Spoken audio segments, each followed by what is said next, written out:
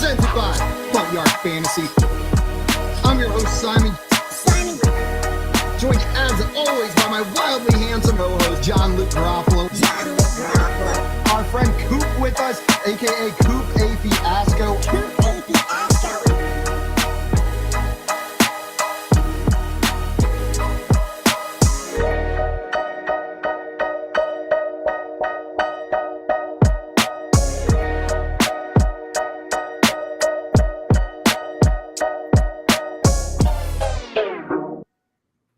What's up, everyone? Welcome into the Front Yard Fantasy Morning Show. This beautiful Friday morning here on Bettor Sports Network. I'm your host, Simon, joined as always by my co-hosts, John Luke Garofalo and Andrew Cooper, a.k.a. Coop A. Fiasco. What's up, boys? What up? What's good, dude? Started off my morning just now with something pretty gross, if you guys want to hear about it. Let's hear it. You know me.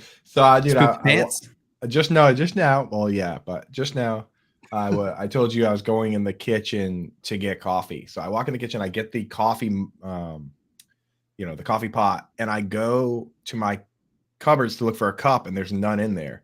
So then I open my dishwasher to grab one, and the moment I picked it up, while my hands picked up your dishwasher, I picked up the cup. Dishwasher, yeah, pretty strong. The moment I picked up a cup, so I got a cup in one hand, coffee pot in the other. I immediately had to sneeze. But I didn't have time, so I just sneezed into an entire dishwasher full of clean dishes. No. Do I wash those or do I just pretend? You gotta wash them again, man. You gotta just rerun it. Yeah, here's what you do: close it, forget about it until 8 p.m., and then the dishwasher is gonna forget too. They won't even know that you sneezed all over them if you just ignore it for a little bit. Are you doing all right? Because you sneezed on the way to the kitchen. I noticed. I did double sneeze, right? Yeah, it's a double sneeze. Yeah, but I should have seen that sneeze coming because the first sneeze was a precursor. And you couldn't cover it. You just went full on lean over the dishwasher. I was already up in there. I had hot coffee in the hand that this hand. Look at this one. Hot pot of coffee, bro. Can't risk that. And the thing is, dude, my auntie Koopy listens to this show, and we invited everybody over the day after the wedding. So now I definitely have to run the dishes. You gotta run it again. Now you gotta run it again. You just gotta run it again, man. I'm sorry. You just gotta bite that bullet. Otherwise, you're drinking and eating boogers for the next week. Not that big a deal for me. I feel my own. I guess it's my own boogers, but still. It is weird how courteous thing to do. Your own boogers, it's I shouldn't eat those, but it's not disgusting if one ends up in my mouth. But if I go over to your house and sneeze all over your dishwasher. Oh my god, disgusting. If you were to sneeze on my dishes, then it'd be a problem. You can't be sneezing on other people's dishes. There's no question about that. And the thing is, since we're having people over, other people might use those dishes, so I guess I will wash them. The only reason I told that story is I wanted an opinion on whether I had to wash them again.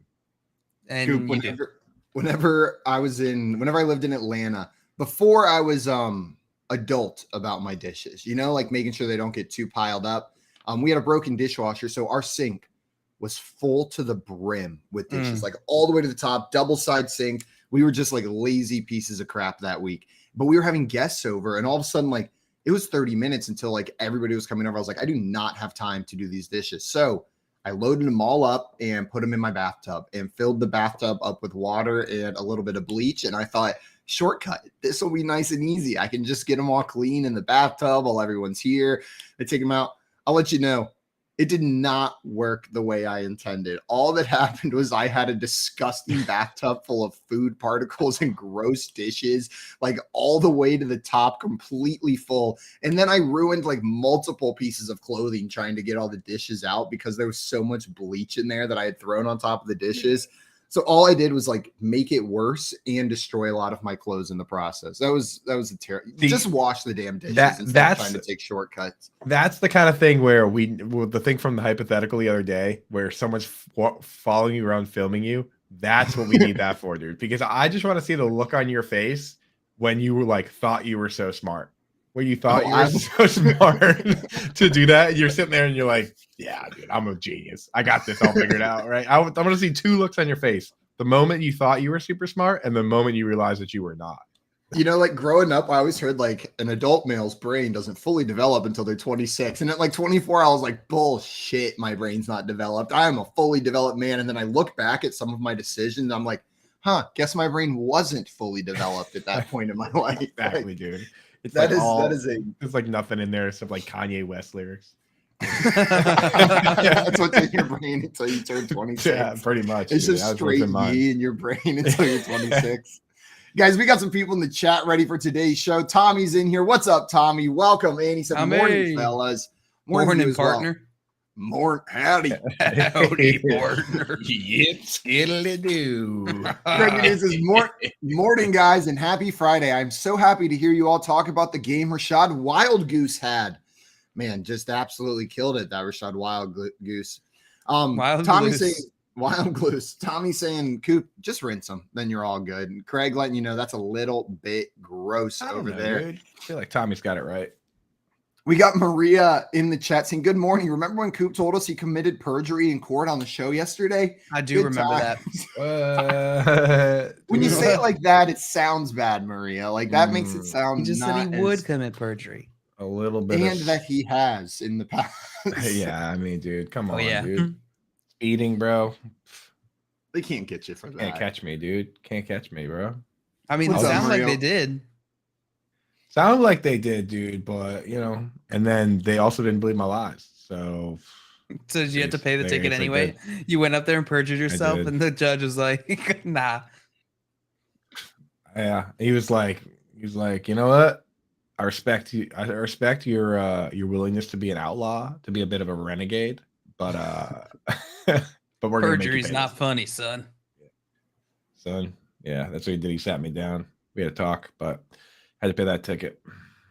We got our friend Sam Wagman in the chat. What's up, Sam? Sam What up, saying, walked Sam? in here to Simon saying his brain isn't fully developed. Somehow not totally shocked. Yeah, we're getting there. It was supposed to happen at 26. I'm a couple years late, but I think it's going to happen any day now. It's just going to We're hopeful. We're hopeful.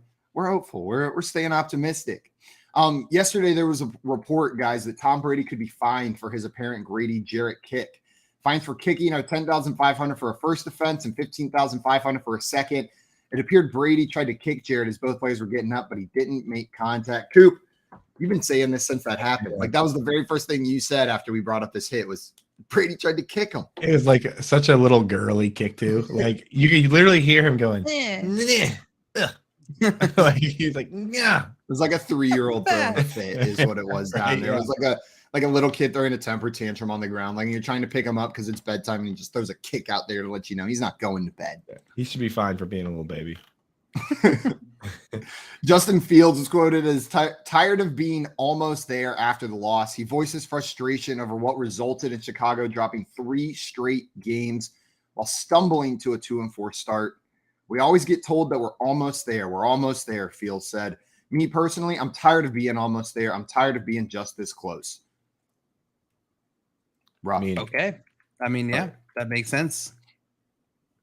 probably play a little bit better, dude. I mean, I know that last pass was in the Moondog's hands, but Yeah. he had a lot of opportunities to not do that. Like, for instance, snapping the ball before the delay game. That's a little bit of an easier play, would it not be? Right? Or just throwing the ball. Like you guys see what I'm talking about, right? With the pass plays are being called and the ball is not being thrown. Like, Yeah. throw it, dude. Just throw it. And then you Throw it. Like Just throw it. I think it was like the very first drive. He had the guy open on the slant across the middle, and he just didn't throw it, right? And he ended up getting sacked for like 8 yards. It's like just throw. You got to trust your wide receivers. Give us your best Richard Sherman. Just throw the damn ball. Throw the damn ball. Like it's okay, dude. Like it's okay. If you're going to be this bad, it's okay to throw an interception every once in a while. Just like give your guys a chance. You're going to throw them anyways. Like you're not avoiding interceptions. Like whether you throw 18 or 40, you're probably going to throw at least one pick, Justin. Not looking great. Yeah, I get it. Of course, he's tired of being almost there. But I don't think this team's going to get there this season. I don't think they're a good enough team to get there. They're going to be almost there at least for the rest of this year. We'll see what happens after that. Maria in the chat saying, hey, girls can kick hard. Absolutely. True. How dare you? And then Craig and How dare you. I'm getting roasted on the other side. Craig said, Simon, the kicks kids give to avoid bed are neither little nor a joke. They Yeah, mean Simon. business. Get if they're Simon and trying to Coop. Both avoid of you that on get there. reprimanded. Not me. Whoa, I didn't say anything wrong.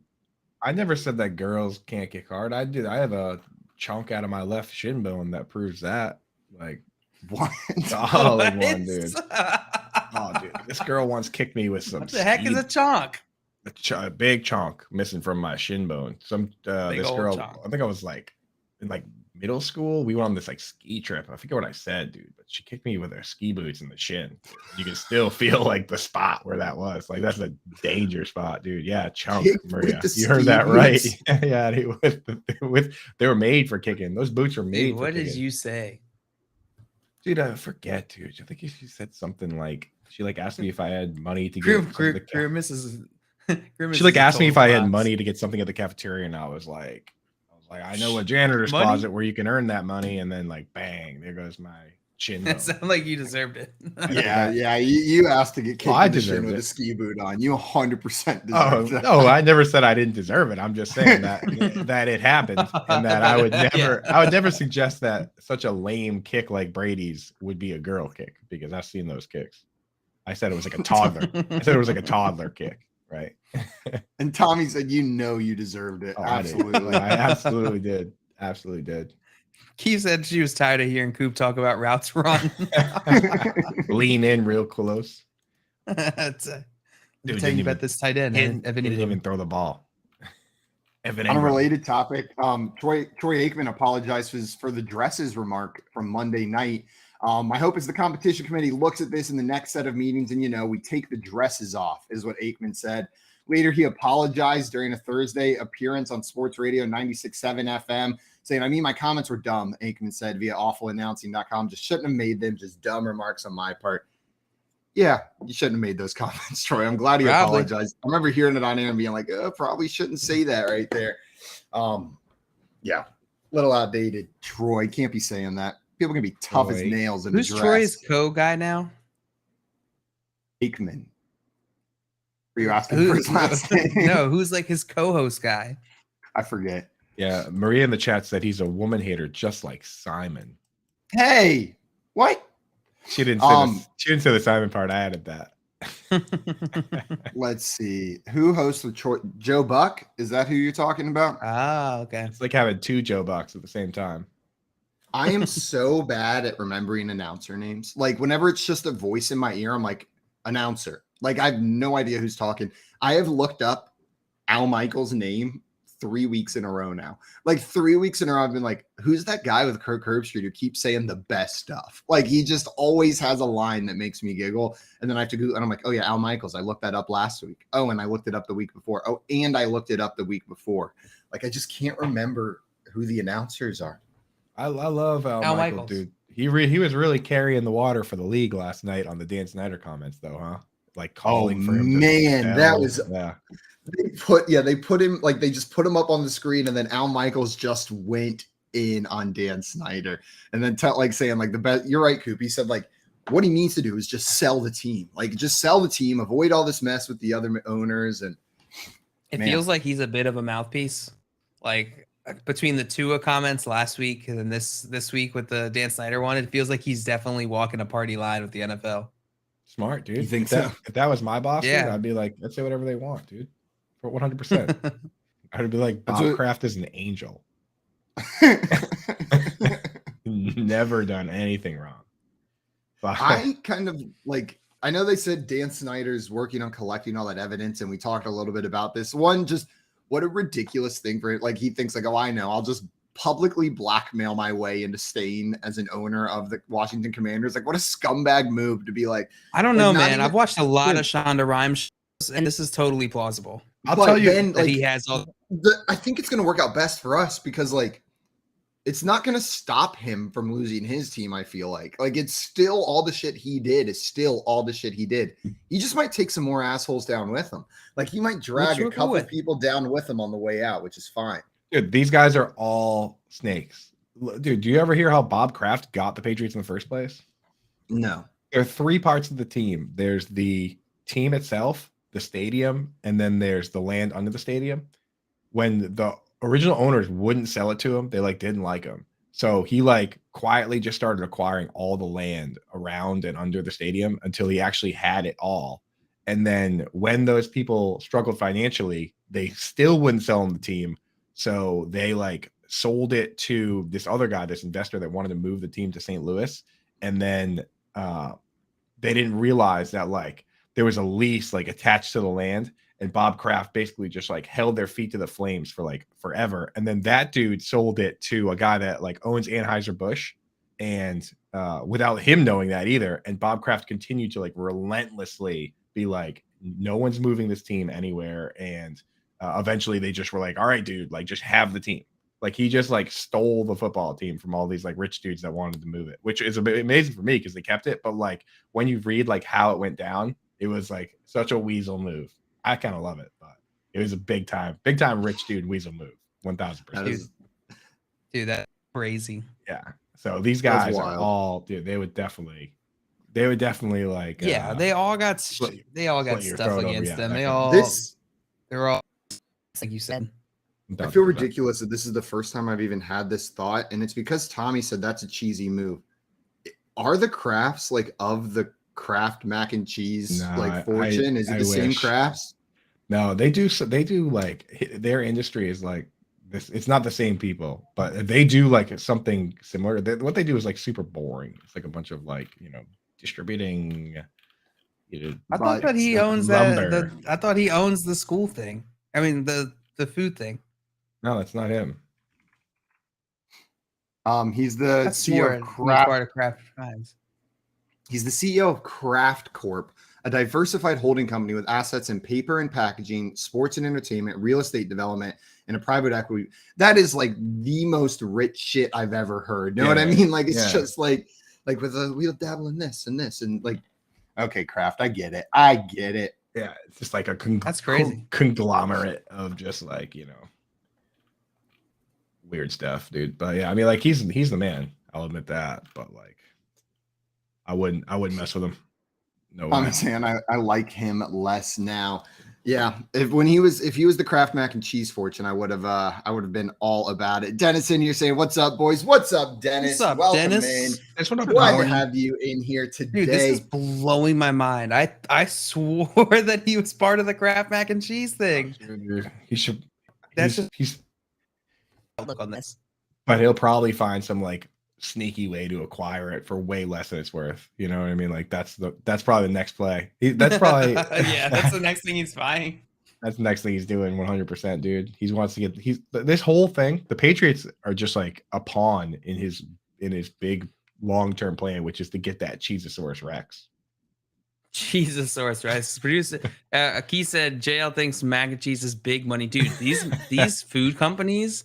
These food companies are owned. They're like all owned by like 3 brands. JL, I have just like super brands. I don't know. You may have noticed I've been quiet. I've been doing a bit of like a deep dive here where you guys have been talking, and I found something I think you're gonna love. So I haven't found who the Kraft Foods Group sold to Heinz in 2015. So I was trying to figure out Chicago-based, right? Maybe before they sold, Robert Kraft was the person running Kraft Foods Group, right? But in the process of looking up who owned Kraft Foods Inc., I found that it was originally founded as J.L. Kraft and Bros Company by James L. Kraft. The guy who started its name was J.L., and it was the J.L. Kraft Company is what the original company was called. J.L. Kraft and Bros. I'm on the Wikipedia, and this dude does look just like J.L. JL has been upset that Robert Kraft wasn't the heir to the fortune, and somehow JL is actually the heir to the Kraft fortune. Yo, the picture of Henry John Heinz, this dude had a serious what's it called when your mustache is attached to your mutton chops, but then you have nothing on your chin? Mustache and chops. I think he's got this guy is Dr. Mustache and Chops. Like, oh my god, these two dudes. Balding, but with the chops, bro. Legend. He's got the hair where it's not supposed to be. That's the guy's rocking. But dude, I just looked it up, and the Kraft group that owns the Patriots is worth like $5.3 billion. But Kraft Heinz is worth $42 billion. So producer Keith, JL was actually right on this one. There is big mac and cheese money. Big mac So, and cheese money. Guys, there is a name for the mustache attached to the mutton chops. How deep And can it's we called- go on this thread? It's called friendly mutton chops is the official name for it. It's called friendly mutton chops. Created by J.L. Hines. He's got the friendliest chops I've ever seen. Friendly mutton chops. What a Ernie said the call is coming from inside the house. Guys- And my mom said secrets out. man, that is blowing my mind. Like once you told me that says JL's ma, I see it. But for a while I was sitting there, I was like, Jilsma? Jilsma. I like it better as JL's Both of our ma. moms have confusing handles on this. I don't know. app. Jolly Rancher seems pretty clear that it's my mother, JL. I don't know Why what did you're she pick confused Jolly about. Rancher? I'm just so confused. Dude. I don't know. She's sweet. Kraft Heinz owns everything. I told do. you. I told you they own like Maria's cousin worked for them for a while. Poop on the Kraft Heinz. They bits. make Kool-Aid, Grey Poupon, Capri Sun. Look at all that stuff. Apparently, they only give their employees like a 10% discount or something. Ooh, Velveeta. If you ever want to be like totally shocked, look up like all of the food and drink brands that Oh yeah, that Pepsi and Coke own. Yeah. Like if you look at Pepsi, like all of Lay's chips are owned by Pepsi. Like every Yeah. Frito that you eat is a Pepsi product. keep going. It just keeps. There's like always a layer above whatever company you're looking at, and it's just owned by another bigger company. It's insane. Yeah, it is It's like nuts. 7 companies own like pretty much everything you buy in a grocery store. Dude, this rabbit hole you go so deep. Now I'm I know, reading right? that. Now I'm reading that they own Philadelphia cream cheese, and the Philadelphia cream cheese was literally never made in Philadelphia. It was always made in New York, but the guy chose Philadelphia to like try and like weasel in on their Market dairy it. industry. Yeah, unbelievable. Cream cheese is my mortal enemy because it is so good. Of course it is. It truly is. God, course it it is so dairy, like shuts- so it- high in it shuts you lactose down. is cream cheese. Yeah. I will be out of commission for the next 2 days if Yep. I eat cream cheese. Before break, Correct. let's hit Dennis's question. Let's talk 100%. a minor amount of football at least before the first break. Dennis said half PPR start 1. Alan Lazard, Devonta Smith, Michael Thomas, CEH also has Garrett Wilson and Najee Harris. So which one of those players would you be starting in a half PPR league? Alan Lazard, Devonta Smith, Michael Thomas, CEH, Garrett Wilson, or Najee Harris? I regret asking that question. I regret that. We need an easier question. I don't know. I feel like I can't go away from Devonta Smith right now. That's my Pretty good. initial thought, right? You can 10 take Michael Thomas out. Yeah. That's And I would between take Alan Lazard- CEH out because he's, depending on the game script, Jerick McKinnon plays more pass plays, and they're the underdogs at home for the first time in a long time. Let me know, or I'll ask after this. Never mind. We got to get Dennis's question first. Yeah, so I'll to take me, Garrett Wilson out too. it's Lazard or Devonta Smith. I mean, Najee Harris played fewer snaps than Jalen Warren this past week. One fewer, but still. I mean, the fact that he's splitting, I don't like it. Alan Lazard's got the New York Jets. Devonta Smith has the Dallas Cowboys. CH has Buffalo Bills. Najee Harris has the Tampa Bay Buccaneers. I think I would go Lazard against the Jets. I'm with you, Jail. It's between Lazard and Smith for me. They're pretty close, but I'm going to lean Lazard. And Coop, Well, it sounds you like guys you're are leaning you guys Smith. already voted. It's already 2-3 on Lazard, but I just want it on the record. that 2-3. I would start Devonta Smith in the half PPR. 2-3. Totally Yeah, fair. It's Totally already fair. 2 out of 3. So 2 out of 3. the record. Also, Craig said, Tommy asked if I could grow a friendly mutton chops like that. I've never tried, but I will go out on a limb and say probably not. I said Yeah, my dad had a friend growing up, Ernie. Ernie was the man. So kind, so sweet. Dude Ernie? had Bird dog? sideburns like down to his nipples. Like Down- it was Ew. unbelievable. I was Sure. always so impressed. Like I'm- just like this. Yeah, you're right. But I'll do him this way. That's a much better way of doing that, showing the leg. He had sideburns like down to his nips. They were just like they were glorious, beautiful. This Just is what I would look and- like with the chop. with the open mouth. Hold on, this Your mouth exchange always in the has to be chat open. has got me. Craig said, I had mutton chops in high school. The football team loved it. My girlfriend did not. And Tommy goes, Keith, you dated the entire football. He's talking to Craig. Is Craig, you dated the entire football team?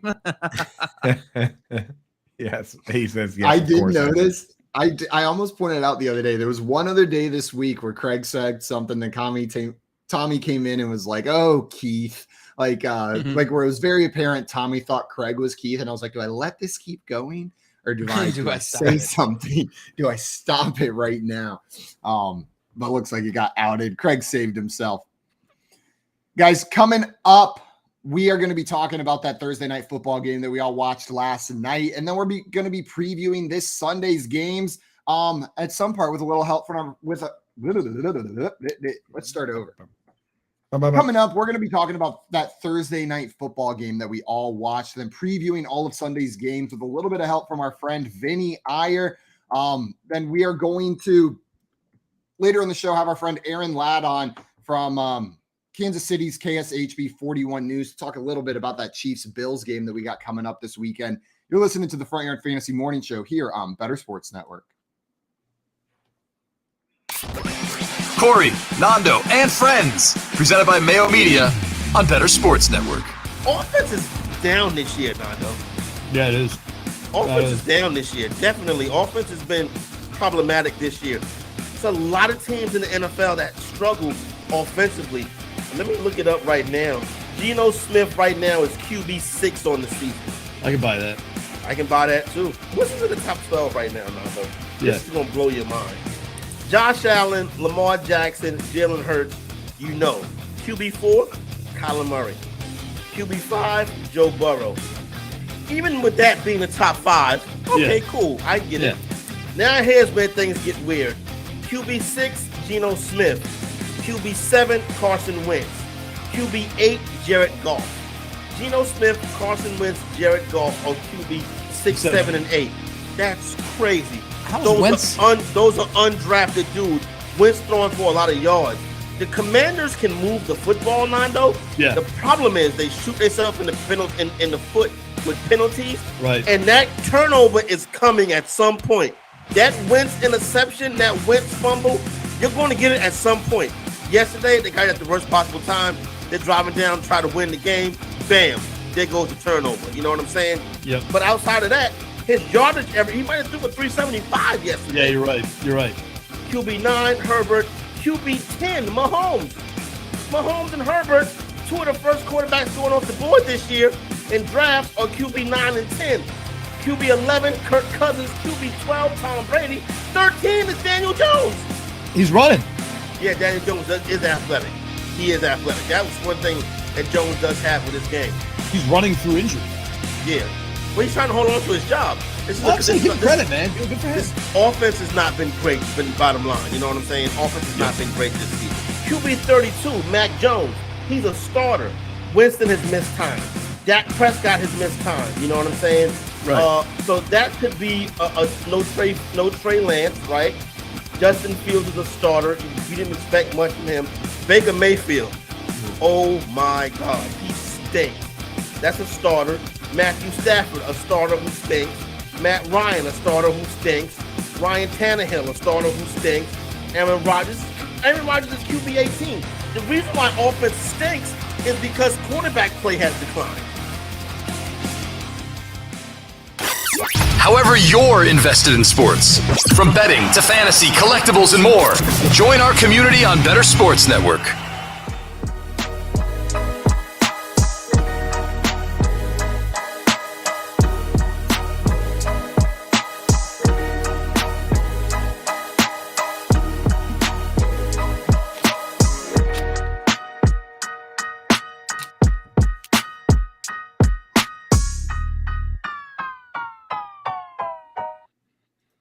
Welcome back in, everybody, to the Front Yard Fantasy Morning Show here on Bettor Sports Network. And that last question from Dennis and something you said about CEH reminded me of a decision I've gone back and forth on about 15 times for my Scott Fishbowl roster this weekend. Maybe you guys can help me. The option is my last flex spot.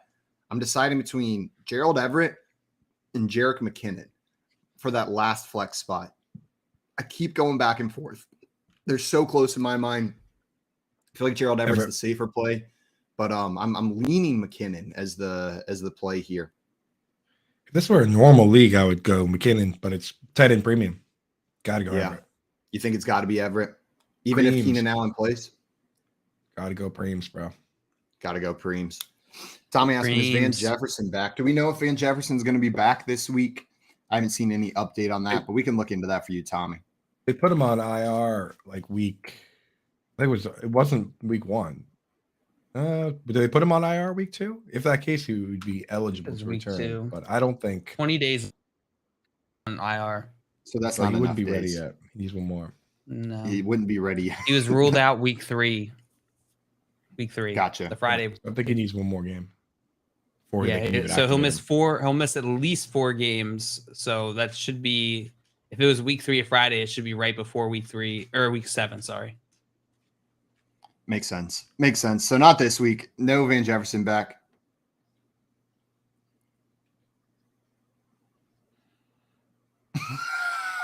Is that our cue to talk about Dante Pettis?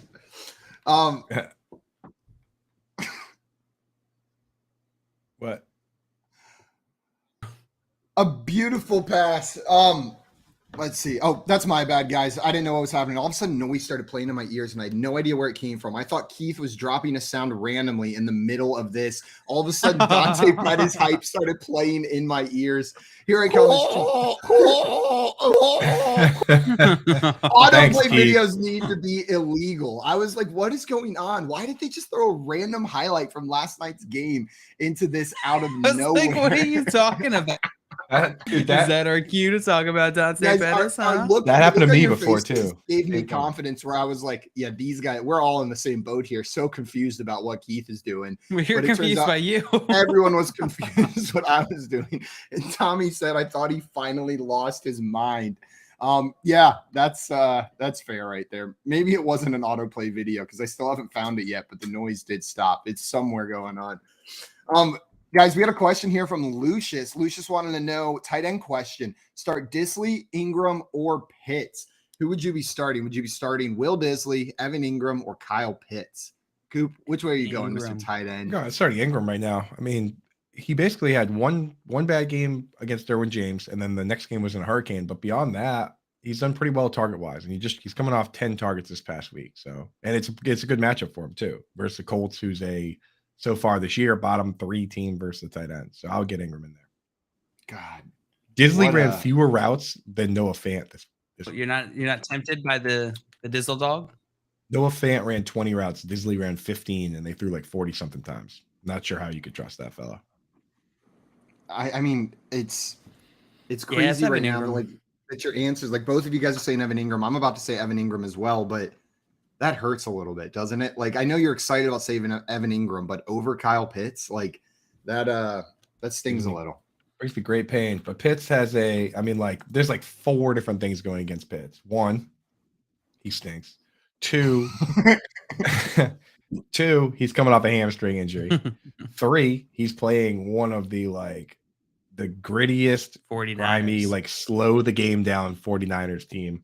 And then 4, the team just isn't throwing it. Like we talked about this yesterday. Joe Flacco has more pass attempts than Marcus Mariota, and Joe Flacco hasn't played in 2 games. Like they're just not throwing. Mariota, I think, is second to last only to Justin Fields in pass attempts. So just can't trust that guy right now. He has a 23% target share, which is legit like top 5 for tight ends. But 23% of not very much is also not very much. I like that math. That math checks out to me. Yeah, it checks out. This is how I mentioned the negative, but the positive. How freaking cool that we're saying Evan Ingram in this question, right? That the question is Evan Ingram versus Kyle Pitts, and on the other side, how cool that that's where we are at this part in the season.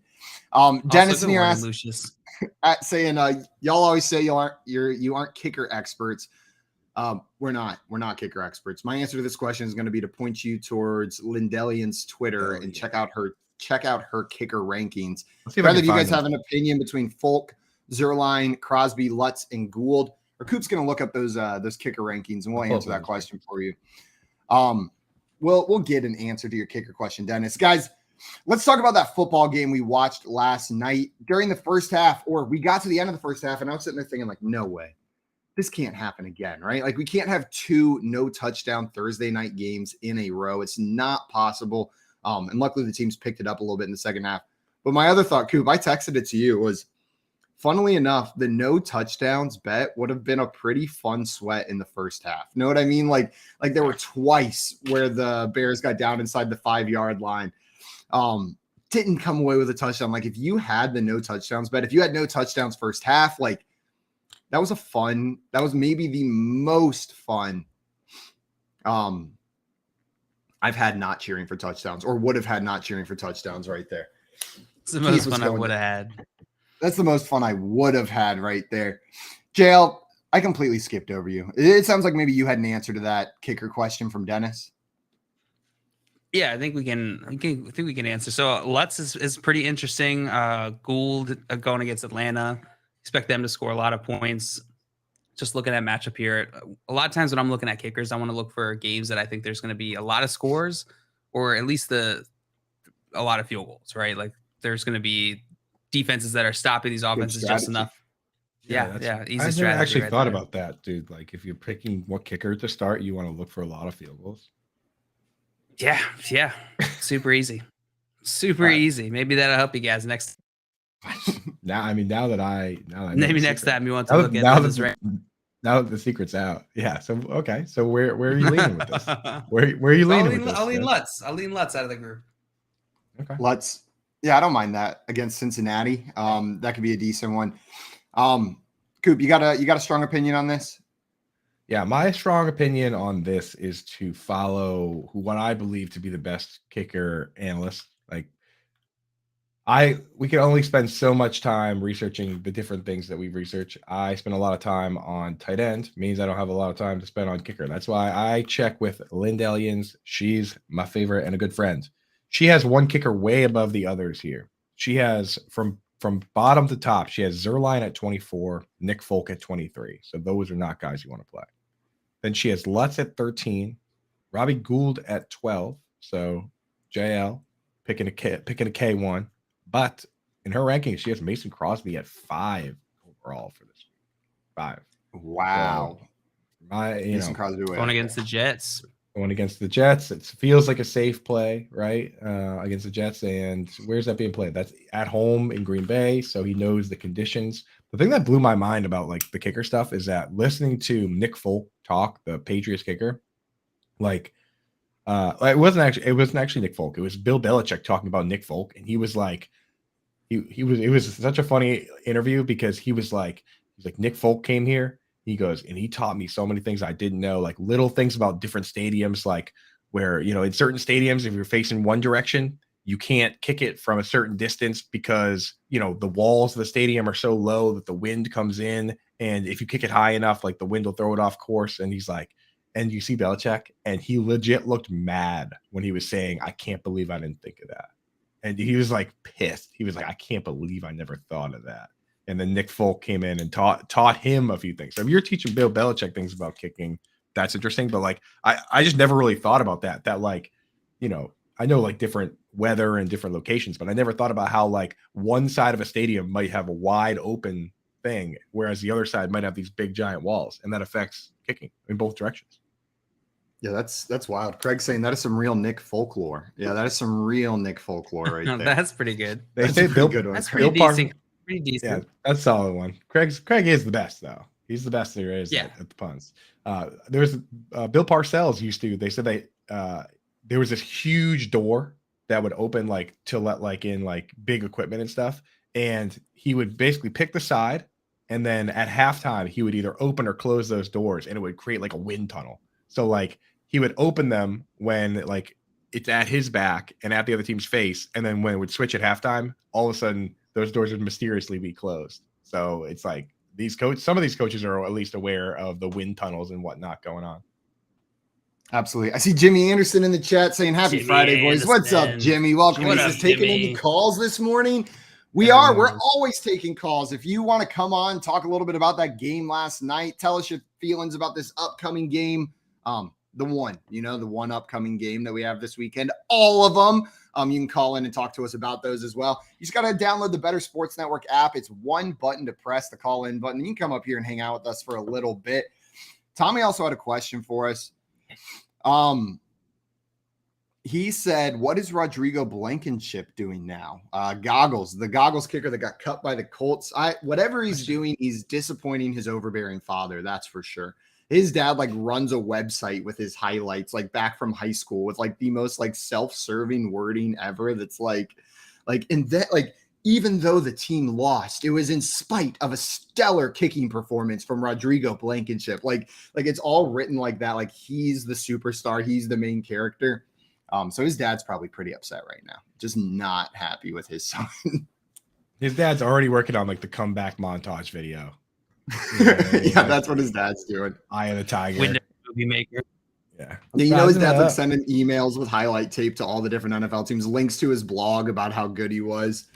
Last time I heard, he did get a workout with the Jaguars. They didn't I go was with just him, reading but, that in September, late September. So I don't know. We had some questions in here before we keep talking about that Commanders Bears game. Monier said, "Should I trade Walker and ETN for Connor, half PPR?" So Walker and ETN for James Conner. You guys doing that? No, can't keep do it. Walker and ETN. Kenneth Walker could be just as good as James Conner, and James Conner's hurt right now.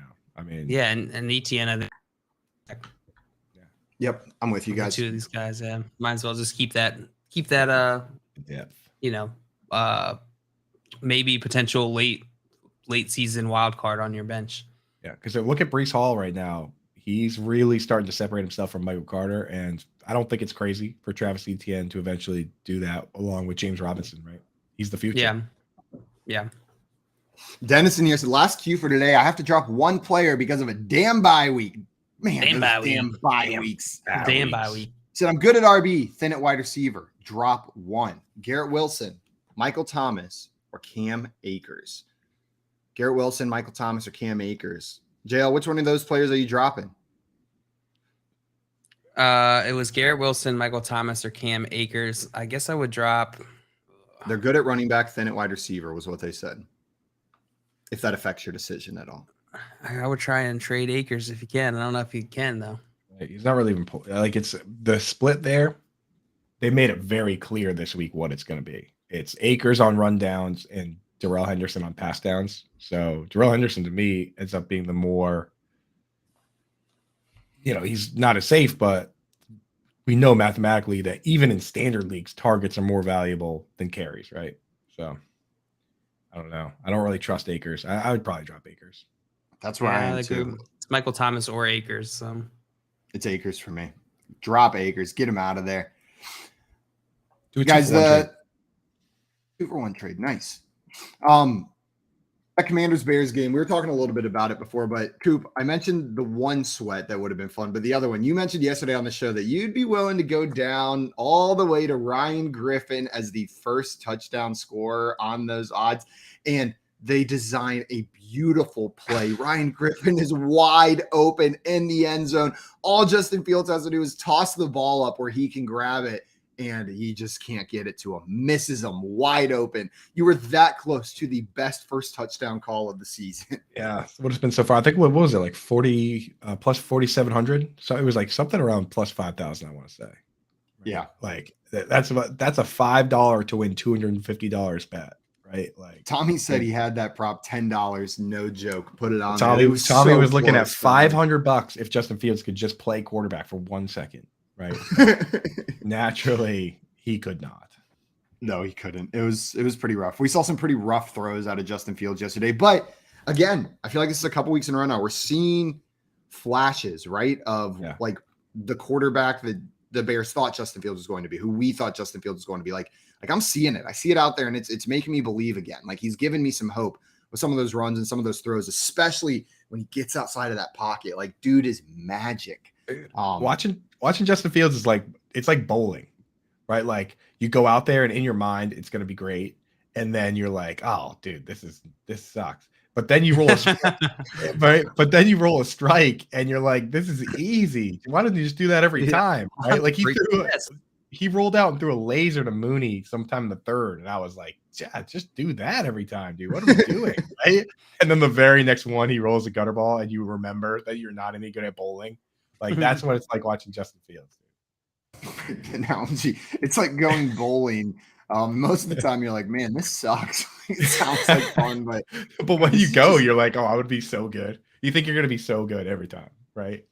I am the world's streakiest bowler. Like it's straight gutter balls or a couple strikes. And I remember one time I was on a date my freshman year of college, a bowling date, right? There was this girl that I like from one of my classes that I asked if she wanted Did you to hang take out. her She'd to been the on-campus bowling alley? So she had been taking a class at Clemson about bowling, a leisure skills class. And that's what that was where she had been bowling, and they make you keep score by hand. And she wanted to show me all of that. Like she knows how to keep score by hand. So we go to the on-campus bowling alley. We're also freshmen, don't have cars. And we're out there and I get up and no lie, first 5 frames, 5 strikes in a row. I've never done this in my life. I am feeling like a king. Okay. I'm like, this is God telling me this is meant to be. This is the girl I'm supposed to be with. I'm impressing her. Like I'm feeling on top of the world. I go up and I'm like, I've never been more confident in my life that this 6th one's going to be a strike, right? Like it's just happening. Like everything's going right. I take the ball back, go to swing. And the next thing I know, I'm on the ground and I am not quite sure what happened. I took the ball and I slammed it so hard into my own ankle that I knocked myself off my feet. My foot was so swollen that I couldn't get it back in the shoe that I went to the bowling alley with. And the girl had to help walk me back to my dorm, with my arm around her as I was skipping back to the dorm. We did not have a second date after that. So, it was, that was the end of the first and only date. So you were the greatest bowler all time until you suffered a tragic self-inflicted injury. I suffered a tragic self-inflicted injury. She Yeah, nailed your 100% what own happened. ankle with a bowling ball. Reverse rookie of the year. Right, that I seems can just impossible, right? I can just picture you with this chick too. Here is just everyone's experience with broken. Yeah, so dude, that's I can just picture you too though. So After you the did third, after the soccer third player? strike, you're walking back. You're like, how do you score that one? Yeah, they teach you that in class, and then next thing you know, you're lying on your back. 100%. Tommy said, Simon, your life is a movie in the making. Who would play you? Kamel Ninjiani would play me. I freaking love that guy. That's who I want to play me. He's so funny. He's going to play me in the movie. That would what were you thinking taking a bowling major out on a date though? How did you think that was going to She wasn't a bowling major. She took one bowling leisure activity She's class. taking all of a sudden she's a bowling one major. credit hour bowling What are you class. thinking, dude? Yeah, you're right. I shouldn't have taken that bowling major out on the date. That was my bad. Dude, Well, she you're was gonna get so smoked. happy as soon as you injured yourself because she was sitting there like, oh, this guy's about to show me up and he is never going to stop talking about it. Absolutely. Yeah, it was way better than the time I took the archery major on the date. That one didn't go as well, but that's a story for another time. Shot her in the Not again. Not again. not again. Archery's Kumail scary. Nanjiani. Oh man. Oh man. Now I got to go watch a movie with him in it. He makes me giggle nonstop. He's one of He's those guys who's so just good. I think he's in Goodfellas. he's so. Is he? He's 3 years old in Goodfellas. I've never seen Goodfellas, but I've never been more confident that something you said was That's a lie. not true. And as I'm soon just trying as to trick that you into came out of watching your good mouth- movies, dude. Hey, maybe I'll watch Goodfellas today, Coop. No more shows after this. I might have a second to turn that on. Today's the day, Goodfellas bro. or Shawshank Redemption? What's higher on the priority list? Shawshank. I think Shank is more like if you're trying to cross off ones that people would be upset if you haven't seen, it's probably Shawshank. So that was the number one movie on IMDb for a long time. I like Goodfellas better. Squirrel I like Bob saying Shawshank Shawshank. And then keep saying Goodfellas. None New Shawshank is Yorkers not a show, think Squirrel Bob. Shawshank, and he meant non-New Nobody Yorkers here. think Shawshank. Nobody here in New York likes the Shawshank guy. Yeah, we like Goodfellas because they talks like us. They talk. I'm gonna go get the papers. Get the papers. I like all the answers in the chat. It's just half the people saying Shawshank, half the people saying Goodfellas. It's just going to be a fight no matter what. It's going to make people upset no matter what. Literally, Coop, Tommy said something that every time I mentioned the thing I mentioned yesterday about finding and fixing up shoes, every time somebody goes, "Get your shine box." And that's from a movie you haven't seen, so you wouldn't get it. Yeah. But Tommy in the chat, Coop, I get your almost said shine that. box. Yeah, you have to. Now he's So IMDb, it's still number one on IMDb. Goodfellas, 17. Number 17. So does that answer your question, Simon? You haven't seen those movies. It does not answer my question because I forgot to listen to what you were saying. So I just Real- heard you say numbers, and I'm not sure what they Real, were real related to. quick. While you got that list up, Jay, Perfect. let's hit that list. And Simon, you give us a yes or no on seeing these. I'll join you. We'll do top 10. All right. Shawshank Redemption. Coops, yes. Simon's No, no. I've Godfather. not seen that. Let's keep score. I've Coop? not seen The Coops, Godfather. yes. Of course, yeah. All right. The Dark Knight, 2008. Simon, please. Yes, I've seen The Dark Knight. I've seen the whole trilogy. Yes. Okay. Number 4 is God. Yes. Well, Well, as Simon, you if can imagine, I haven't Simon, seen the second one. if you had seen Godfather Part 2 but not 1, that would actually make me more upset than anything. That would make me. All right. Simon's like, yeah, well, I've read the Chamber of Secrets, but I Wait never till we read get that to part Stone 3. one. Yeah. All right. Number 5, 12 Angry Men, 1957. I've not I seen have that. seen that. Yeah. I That watched one that is in school. that one's crazy because it's filmed in one. It's 12 dudes in one Just room. the whole room. and it's Yeah. captivating. Captivating. yeah. film. So are we through 4 movies, and so far Coop has seen all 4? Is that correct? We're through 5 movies, and Coop has seen all 5. Yes. Okay, and I've seen 1. Just Batman is all I've seen. Just the But one very popular. I'll tell you Batman. this: like, if you're going to take one of those and put it way on the back burner, it has to be 12 Angry Men. It's an older movie, and it's again, it's 12 dudes in a room. So you definitely got to watch The Godfather. I think I've before seen you that watch one it. before. What happens after there's 12 dudes in a room? That's it. That's it. That's it. That's the whole movie. Huh, That's there all was a little movie. more action in the one I saw. No, I watched that one in school, high school, I think. All right, number 6 is Schindler's List, 1993. I have Liam seen, Neeson. no, I mixed it up with Sophie's Choice. I've not seen Schindler's List. Dang it. Also watched that one. So I haven't seen Sophie's Choice. Is that one? But you've seen Schindler's oh, List? you idiot! Haven't seen. Oh, yeah, of Sophie's course I've seen Choice. Schindler's List. Is that All one right, also Coop sad? is 6 for 6. Coop is 6 for 6. Simon's 1 for 6. Number 7 is Lord of the Rings: The Return of the King. Oh, I've seen it 100 times. Does that count? That does not count. 100, dude? That movie's like 3 hours long. It was my comfort movie for a very long time. That one, where like just while I was doing work, I would just throw it on in the background. Like I have watched that movie, the director's cut, in its entirety so many times. Have you seen that Lord of the Rings: Return of the King, Coop? Yeah, I have. Awesome. All right, Coop, you are 7 for 7. Number 8 is Pulp Fiction, 94. Amazing. I Simon? I've never seen Pulp. Oh, yeah, I haven't that's seen right. Pulp Fiction. There's one scene in Pulp Fiction I think you would not like at all. And so the next one, number It What the involves hell does that mean? it involves a large, well, because Simon doesn't A lot like of the whole, skin? like, piercing skin. It involves yes, a large yes. needle, like a Yeah, very yeah, large yeah. needle.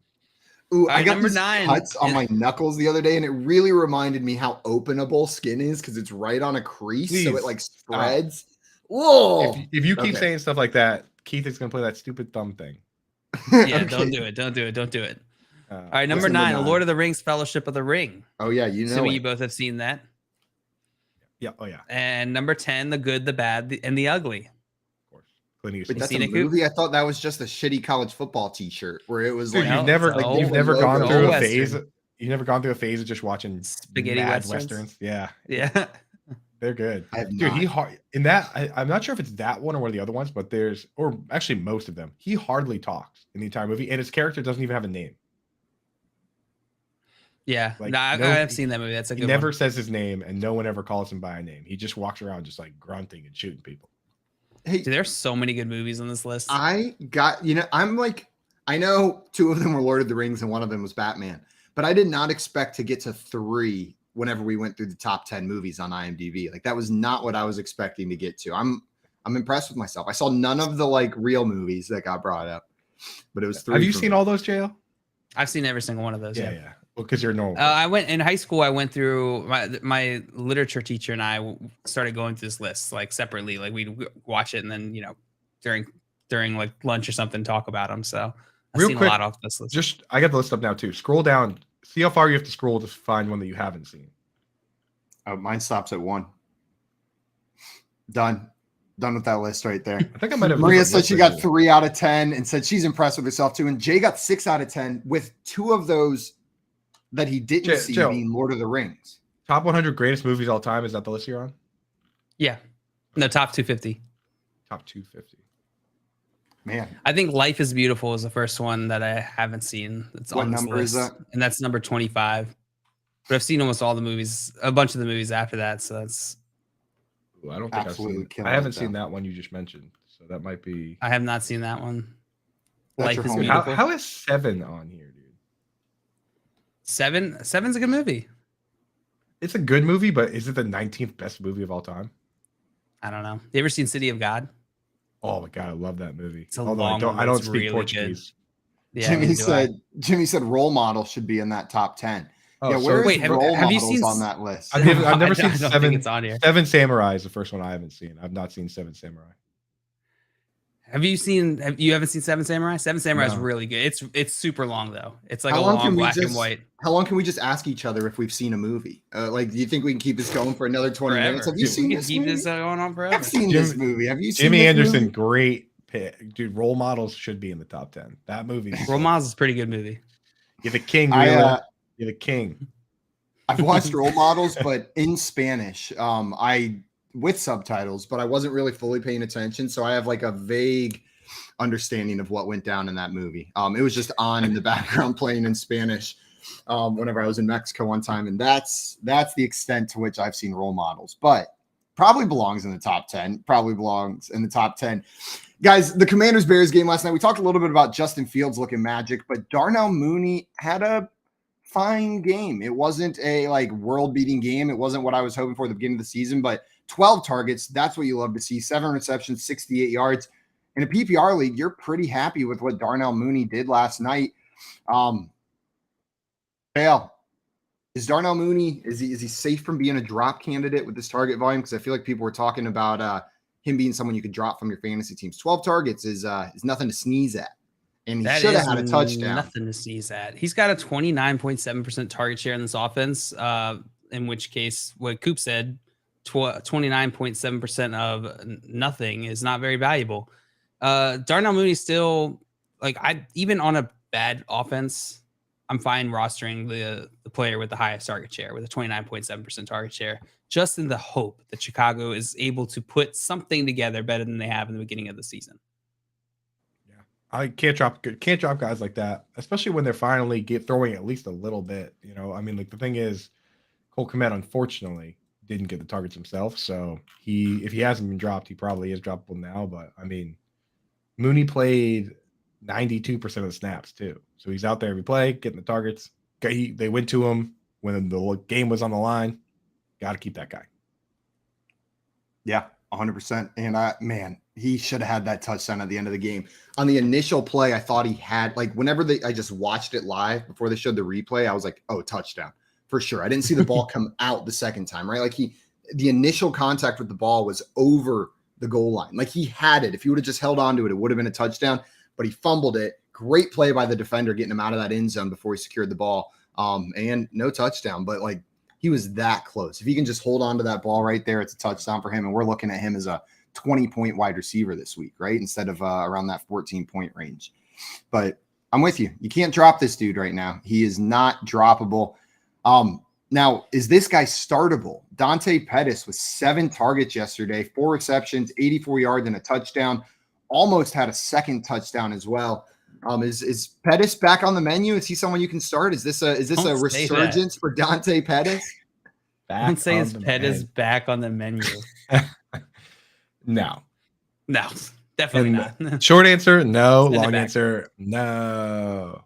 Like he's just not. He's just not playing enough. He's not playing enough snaps, man. He's playing like 2/3 of the snaps at most. Like if it was a situation where, like, for me to start the second wide receiver on a not so good offense, I need those two guys to both be playing every snap, right? Like I'll start Mooney because he plays 90% of the snaps. I can't take a bad quarterback and start a dude that's playing 2/3 of the snaps. If at any point he gets to that level, then we can start talking about it. Because most teams, if you really think about it, have 2 guys that play every snap and then a third guy that rotates with like fullbacks and second tight ends and 2 running backs or whatever they want to do. So most teams have 2 guys that play every snap. Some teams only 1. And Pettis just isn't one of those guys. So I can't trust him. Cool Stir 46 says, tip of advice. Don't ever pick a Commanders player. That's just the tip of the advice. I want to hear the rest of the advice, though. If that's just the tip, Coolster. Right. If you could give us the rest of that Just a tip advice, of that would be advice. fantastic. The coolster pops in. He's like, "Here's a tip of advice. Tip of advice for you. I'm the coolster." No canola. Also, Maria said, "What about Stick It?" And Jay said, "Maria, this is a family show." What is Stick It? Is that Stick the It? You never seen cheerleading Stick It? movie? The gymnastics? It's Oh. gymnastics. Of course not, dude. I've seen Oh every. man, you were about to have all the gymnastics stands come and drag you, Simon, for saying cheerleader. I'm so sorry. There are cheerleading movies. I was thinking of Step It Up, right? Is that what I was thinking of? Step was It gonna Up. have a- Step It Up. This dancing one. I watch every cheesy dance. Step It Up might be I cheerleader. love It is those, dance. dude. I love that. There is a cheerleader one for sure. Every- though.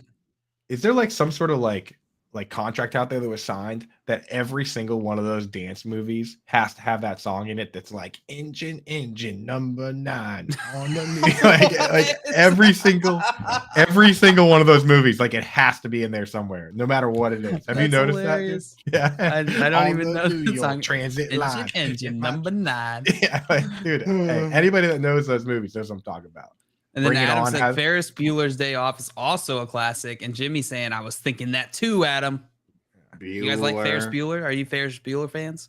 I've seen it once. It was good. It doesn't stand out where I'm like, that's one of my favorite movies of all time, right? But I liked it. I had fun watching it. It's been a while. I probably haven't seen it in 10 years. When I was like a kid, I was Team Ferris, and now that I'm an adult, I'm like, Ferris kind of a jerk. You know what I mean? Yeah, like he was kind of bad. Well, I love how we got back to movies, dude. Keith is gonna be so pissed. Keith is gonna start like forcing us to go to break. Adam saying, I'm playing against Wentz and Curtis Samuel this week. They have a combined 6.7 points. Yeah, nice start for your week. That's a coolster move right there. Coolster starting move. with Tip of those kind of advice. points. And Coolster said, I got lucky with Brian Robinson, but damn, does Curtis Samuel disappoint me again? I got a new Brian show Robinson- idea, dude. It's called Coolster and Mr. Cool. I'm Mr. Cool. He's the Coolster, and it's just me, and I just read his comments all show. But every time I read them, I say the last couple words like this. I go like, I got lucky with Coolster. Brian Robinson, but damn, did Curtis Samuel disappoint again? Thursday Night Football is so bad that we're talking movies. And talking movies. Jimmy Anderson. Jimmy, You know, it is me. It is kind of Jimmy. funny, even as we're actively trying to get back to football, it just like keeps on worming its way back to movies. Like all of our brands are like, don't talk about this game. Don't do it. Don't do it. Like just Dale, Dale basically told Keith to shut up in the chat. He was like, he's like, give the chat what they want. If the chat keeps bringing up movies, Listen, if the chat wants to talk, we're here for the chat. If the chat wants to talk about movies. we'll talk We're here to movies, talk dude. about movies. You want football? We'll talk about football. You tell Oh, us. dude. Yeah, well, we got a question from Loaf. What's up, Loaf? Loaf? Welcome in. It's a Loaf. start 3. Diggs, Kirk, Waddle, Myers, Moore. Diggs, Kirk, Ooh. Waddle, Myers, Moore. Got to start 3. Well, Diggs, lock it in. Auto Diggs start. is 100%. I think Waddle's an auto start as well.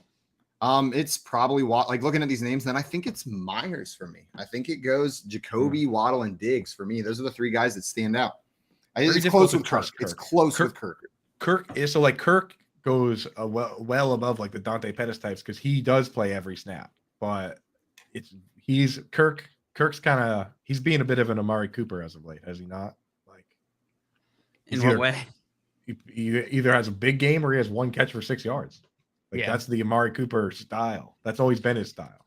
You know, maybe Yeah. I don't like Christian Kirk enough. That tends to be my favorite kind of player. The ones where like it elicits an extreme emotional reaction from me at the end of the week, no matter what, either positive or negative. Like I don't want someone I'm just fine with. And if that's going to be the Christian Kirk experience, I'm in. I think I would go. Simon's Kirk such like an emo kid football player. He's like, I don't Yes. care how they do, as long as they make me feel something.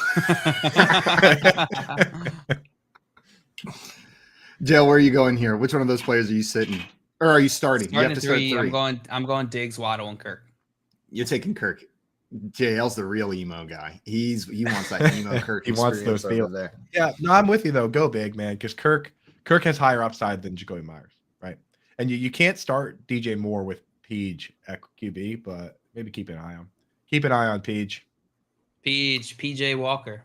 Peach and Peach, though, I like the sound of that. Peach and Tommy- Peach. Peach and Peach Peach. shows. Tommy had a question for us. Said best sports movies of all time. Basketball. Easy. Field of Dreams. Oh, basketball's so good, dude. It's Koopa's quit basketball too. Guy's like, probably basketball. It's got to Is- be, right? Is You should have been Gladiator a sports gone. movie? No, the number one mean- sports movie is Remember the Titans. 100. That's a pretty Is good one. Gladiator a sports movie? Is such a JL He- question. Like that is such a way to weasel around that question. At and pick one such a point in good time, it was. movie. Yeah. JL's favorite sports movie. All right, Gladiator. excuse me. I won't Favorite say it. Christmas I won't say movie? anything. No, I Die like Hard. it, JL. It's just so it's very you to be like. I'm Gladiator looking at this play a sport. IMDb list trying to find the top sports movie on here. And that's why I asked because Yeah. I'm not seeing any. What is it? It's got like Hoosiers. Like Star Wars a no, sports it's movie? Remember the Titans, bro. We are gonna do up downs until blue is no longer tired and thirsty. Could it be? It might be Remember the Titans. Maybe Air Bud. Air Bud was a Airbud's classic. pretty good. over It's there. Reservoir Air Bud. Dogs. Ooh, A Squirrel dog Bob. movie? Squirrel Bob dropping a Sandlot up in here. Oh, Happy Gilmore. Dude, I just watched Sandlot. This- hey, Sandlot's pretty This good. is gonna be a bracket. We're doing a Yeah, bracket. we got to next do a week. sports movie bracket. Yeah. We'll do one Submit. of these. Yeah. So tweet at us. We'll put a tweet up. Tweet at us with your favorite sports movies, and we'll put together a Coolster bracket. says Moneyball. Moneyball's Let's a do good a 64. I've got a lot of course. movies to watch Course, before of then. We course, need to yeah. bracket a week in one. advance Moneyball. so I can start watching the movies because I probably haven't Yes, seen all of them. yeah, you need Like- to watch that. Like we're just gonna go through a bracket. And it's gonna be like, yeah, I've seen Air Bud Will. and basketball, and that's about all I got Will. right there. Will is on brand with Kingpin, but that opens Kingpin. another JL question. Is The Big Lebowski a sports movie? That's a good question. I think We're it is. gonna have to think about that one, guys. I'm asking that on Twitter right now. Guys, coming up, we're going to be talking about these Sunday games that we have coming up this weekend, as well as Vinny Iyer joining the show to help us break down some of these. And then later in the show, our friend Aaron Ladd, sports anchor on News Kansas City's KSHB 41 News, and Arrowhead Pride contributor is joining the show to talk some Chiefs with us. You're listening to the Front Yard Fantasy Morning Show here on Better Sports Network. Make bets and follow your fantasy team while you buy, sell, and trade collectibles in real time. Only on Better Sports Network. Surely, kickers never retire, I think. They just continue playing for all eternity. Like, there's only ever been 30 NFL kickers. They're always readily available too. It seems like, you know what I mean. Like they just get called up. They're like, you kicked for us 10 years ago, right? Why don't you Let's run it back. Let's run I it back. imagine Graham every Gano, why don't single you pop kicker in? that gets the call is on a high school football field somewhere just practicing field goals after hours. Like it's like 9 p.m. and they're out there just at the local high school kicking field goals, and the phone rings. They get a call and they're like, yeah, I'm ready.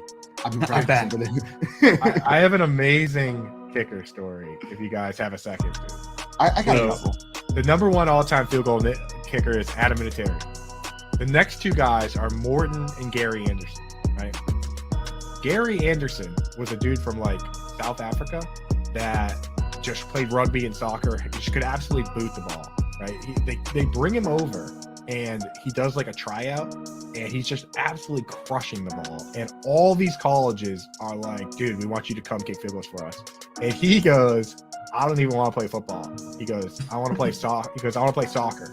He goes, so if I can come to your school and play soccer, I'll also, in the fall, I'll kick for the football team. And Syracuse was like, yeah, sure, whatever. Like, you're on the soccer team. Like, come on. And he went to Syracuse to play soccer, but also kick field goals. And then he ended up being a top 3 point scorer in the NFL all the time. That's ridiculous. And his answer to recruiters was, I don't want to play football. I'll do it in my spare time. Yeah. He's like, you got a spot for me on the soccer team. Syracuse is like, yeah, we got a spot for you. We don't even care about our soccer We team. don't even care. We We don't have a totally at soccer that spot. Right? They had to like cobble together a soccer team. They're like, yeah, this guy's the captain. Oh my God. It's like Accepted, the movie, but they just like had to throw together a whole fake Somehow- soccer team. Somehow they still got Justin Long. Right? Yeah. Like, Adam Sandler's the coach. And dude, imagine they win the national championship. That's a movie, dog. Yeah. Boom! Someone call up Disney. Yeah, we just wrote a movie for you, Disney. This has Disney sports movie written all over. I'm borderline crying right here just thinking about this movie right now. Dude, the story is even crazier. Like I should have looked it up again, but like it was like a high school coach that went and found him, and then that high school coach ended up being somebody crazy famous that like coached for the Rams. Stay tuned for sports. Talk about your picks, your fantasy teams, and your sports collectibles on Better Sports Network.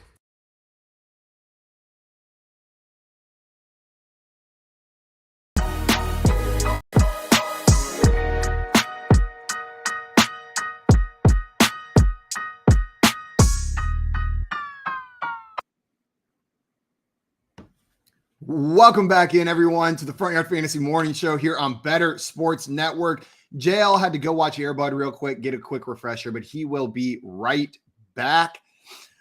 Jimmy in here saying, not trying to plug it all. Dude, plug away. But he's saying they have a podcast called Beers and Bets. Not huge, but we did a similar bracket a few months back. So if you guys want to see Jimmy's movie bracket, sports movie bracket, go check it out on Beers and Bets. If you're a regular here in the chat, dude, plug your stuff. If you're a porn bot out on YouTube, come on. Plug your stuff. Plug your stuff. Plug your stuff. You know, I mean, dude, honestly, though, the porn That's bots like are a triple entendre with a porn bot. Ooh, a bot. You that's- plug in a robot. Plug could be sexual, and plug is in put your porn stuff in the chat. That was just like a JL. Bravo. I don't even know if you meant the rare triple entendre right there. That was beautiful. Yeah, you're Thank Mr. you. Cool Thank now. The dude, the thing is, the porn bot is a regular here. So I guess that That's true. You know, they do have the green light. And I cannot believe that nobody said until we started this conversation like, you know, just after 8. We made it all the way to 8:10 until someone said Space Jam. Space Jam might need to be a 1 seed on this bracket. The original Space Jam. Pretty good. I'm Pretty good. I'm about to get some Pretty hate. good.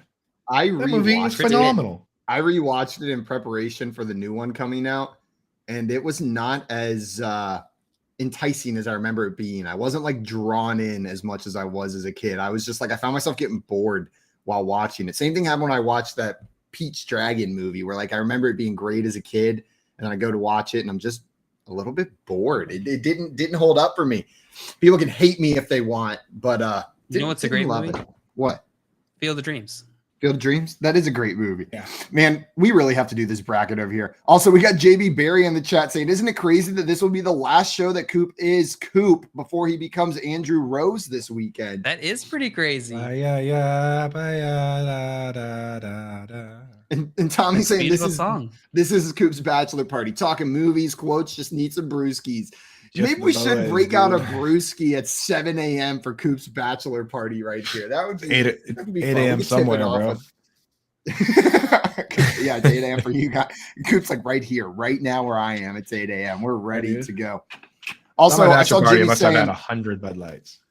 Jimmy asking if you guys got a number I could call, send it in here. Unfortunately, we do not have a number right now. The options to call in are over on that app. It's that one button, but maybe we can figure out what's going on with your app while you're unable to download it over there.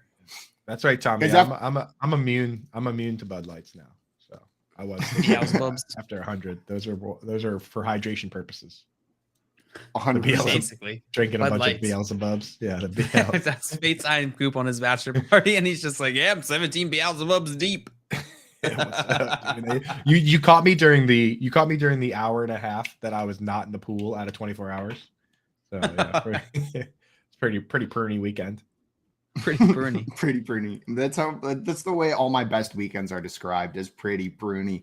You guys, after talking about that game last night for a bit, the Bears Commanders game, I think it's time to talk about a game that maybe we're a little bit more excited about. This Bills Chiefs game going on Sunday at 4:26 p.m. Eastern time. It's kickoff for this Bills Chiefs game. Bills visiting Kansas City. They're 2.5-point favorites on the road.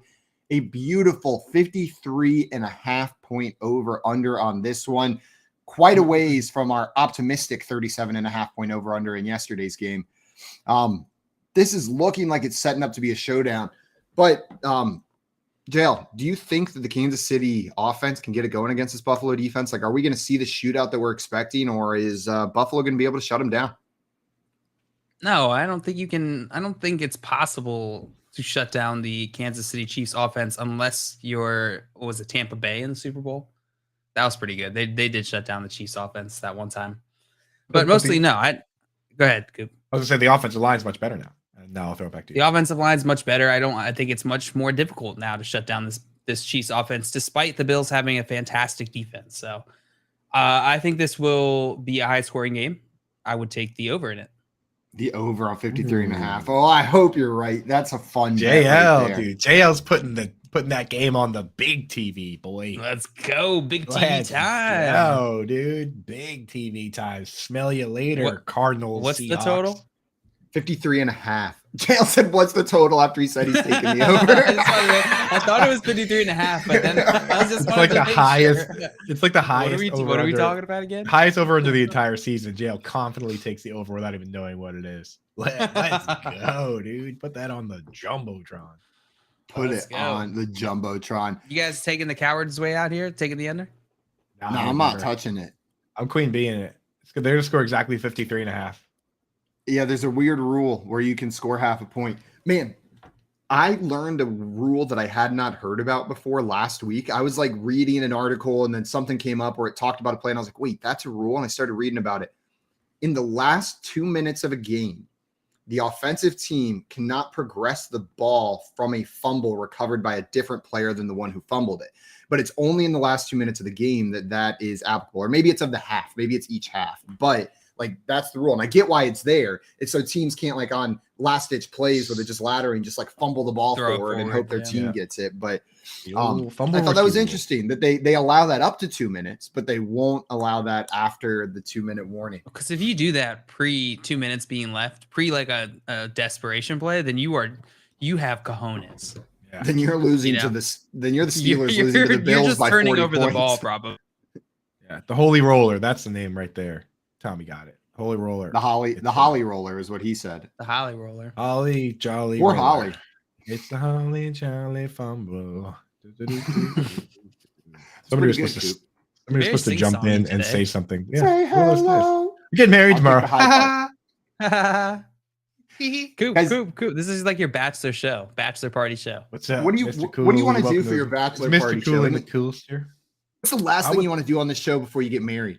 I think what You I wanna want watch to that do, thumb commercial? what I want to do for my bachelor, since it's my bachelor party, I do whatever I want. I would like to go through the TD scorer props for this Bills Kansas City Chiefs game we're talking about, and see if we can identify the deepest player that we would even consider betting on, like a Ryan Griffin, for instance. Because I'm hot on these right now. I'm I hot. thought you'd ask for something more fun. Nah, dude. Let's just talk Do you want me movies. to? We do just you want talk me to movies take all my day. shirt? Yeah, Do you want me to take my put your ass shirt on off? it. Would that be helpful? That would How actually about be, that would actually be hear me out here? detrimental. Simon That'd be just takes his shirt detrimental. off. Yeah, that'd be detrimental. I'll leave the to what I'm jacket doing. on, but the shirt's gonna come off. I think that's Does that yeah. work? Could you do that? I think that'd be more bachelor party vibe. Ooh, Get that going. ooh. You ever that just going. catch a whiff of your own stank? Like you, man. We gotta wash those pits after this. That was pretty was gonna gross right there. I was gonna say no, but the answer is yeah. Yeah, That's just the answer. absolutely yes. Yeah, let's do it, Coop. Let's look at this first touchdown score prop. See how far down we want to go. Travis Kelce's the favorite at plus 750, tied with Stephon Diggs, Gabriel Davis, Devon Singletary, and Josh Allen right behind them at plus 1,000. But it gets deeper down towards the bottom. As you could imagine, it gets deeper the further down you go. I'm looking at some of these names. I had a name in This is mind. spicy. I had a name in mind that I was like, oh, perfect. But before I looked at it, I was like, I'll request this because I already have a name. But the odds are too high on the guy that I thought I was being sneaky with, which was Quentin Morris. He actually ran like 30 routes last week with Dawson Knox out, but he's plus 2,000. That's it. Like, there's definitely I mean, like Patrick Mahomes QB sneak is plus 3,000. I think I would bet on that before I bet on Quentin Morris. Yeah, for sure. Sky Moore, 4,500. Yeah. Dude's hard to Buffalo play. defense, Not 4,600. great. Chiefs defense plus 5,500. Yeah, Yeah, that's not bad. the Chiefs defense being that deep kind of ruins the whole thing. Reggie Gilliam, dude, fullback tutty. Michael Burton. No. Here's where I'm Who going. is that? I'm going with a guy who's had a rushing touchdown for this team. He's already matched his target total from last season. Last season, he only had 10 targets. He's already hit that this year. Know what I mean? It's only Jenny out from here. Fortson? Noah Gray. Noah Gray, I will take as the first-time touchdown scorer. We've seen them use him on the goal line, right? Like as a back. So it's not preposterous that they get down there and then they plug in Noah Gray for the touchdown. That's where I'm going to go. Dustin. And Noah Gray is sitting at plus 4,500. So that's Dustin asking where's Khalil Shakir at? He's at plus 2,400. That's According to not a bad FanDuel one. Sportsbook. Yeah, no, that's too. But again, you can't go with that over Patrick Mahomes rushing touchdown. At plus 3,000. I'm making my final answer Noah Gray plus 4,500. I like that. That's enough juice behind it that I'm willing to take that shot. Cooper, you going with Patrick Mahomes plus 3,000? Yeah, I think that's the deepest I'd go, man. Unless you're going to play the defenses, but that is lame. What So we give me- should do when we do this is we should like kind of keep score, and you get points based on like how, like based on the odds, right? Like if it's plus 3,000, Coop, maybe you get 3,000 points whenever it hits. But if it's plus 4,100, and we set like a minimum threshold that you have to pick, that way someone's not just picking those like plus Yeah, you have to 750 pick guys every something. single week. I think anything over plus 2,000 is legit, right? Yeah, I'm down for it. So We're I'm all going with long Noah shots. Gray. You going with Oh, Patrick well- Mahomes? Well, if I can take anybody that's plus 2,000, I will go with my boy Quentin Morris. Quentin Morris for Coop. JL, what about you? Where are you going on this? Plus 2,000 or more? I will go with let's go with Buffalo defense. What the hell? Buffalo defense. What are they at? What are they sitting at? They're Plus sitting at plus 4,600. 46. Oh, you just had to show me up by 100. Plus 4,600 If for you're going to JL. pick a defense, why not go big with the Chiefs defense? Get that extra kick.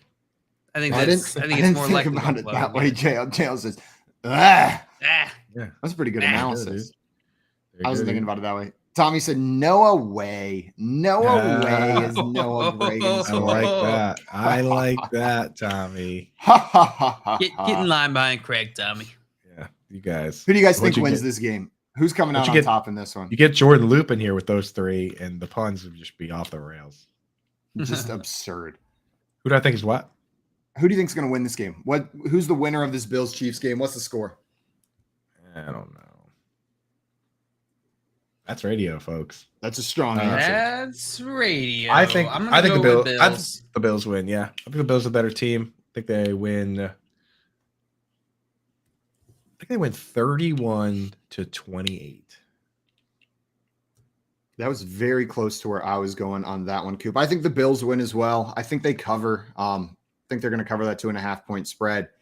And I'll go with 34-27 is going to be my final score. You little minx, because you took one of mine. I'm going to go 34-31 Bills. Nerd.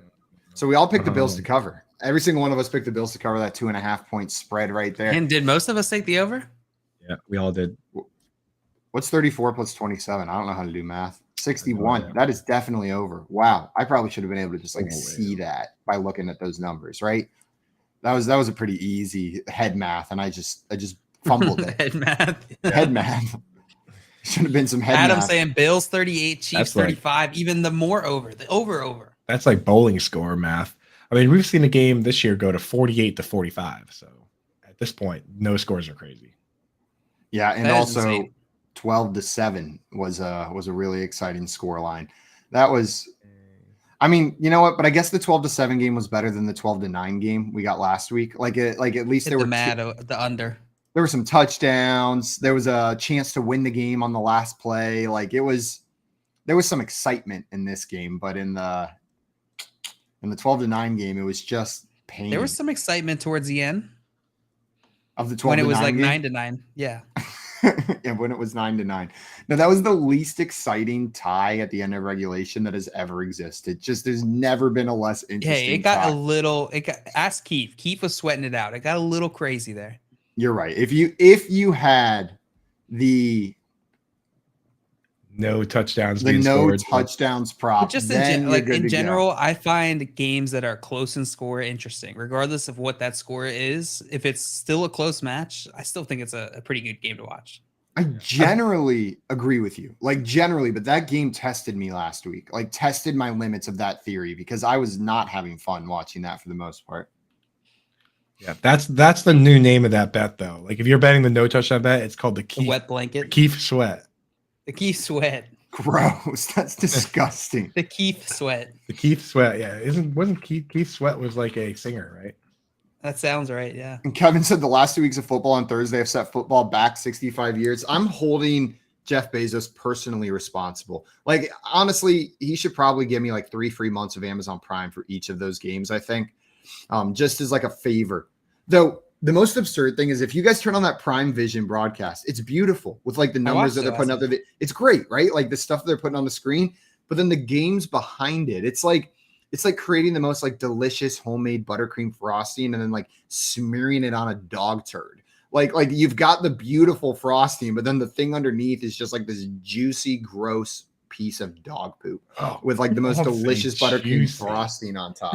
Why do you say juicy? Someone say that, dude. Because there was some juice to that game last night. It came down to the last minute, but like Prime Vision, That's true. beautiful. And then the game, not so great.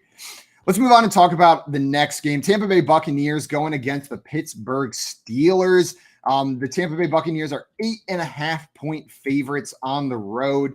And I expect them to look like 8.5-point favorites on the road. We saw the Steelers not be able to do much against that Bills defense. Kenny Pickett in his second start going against another very tough matchup in the Tampa Bay Buccaneers.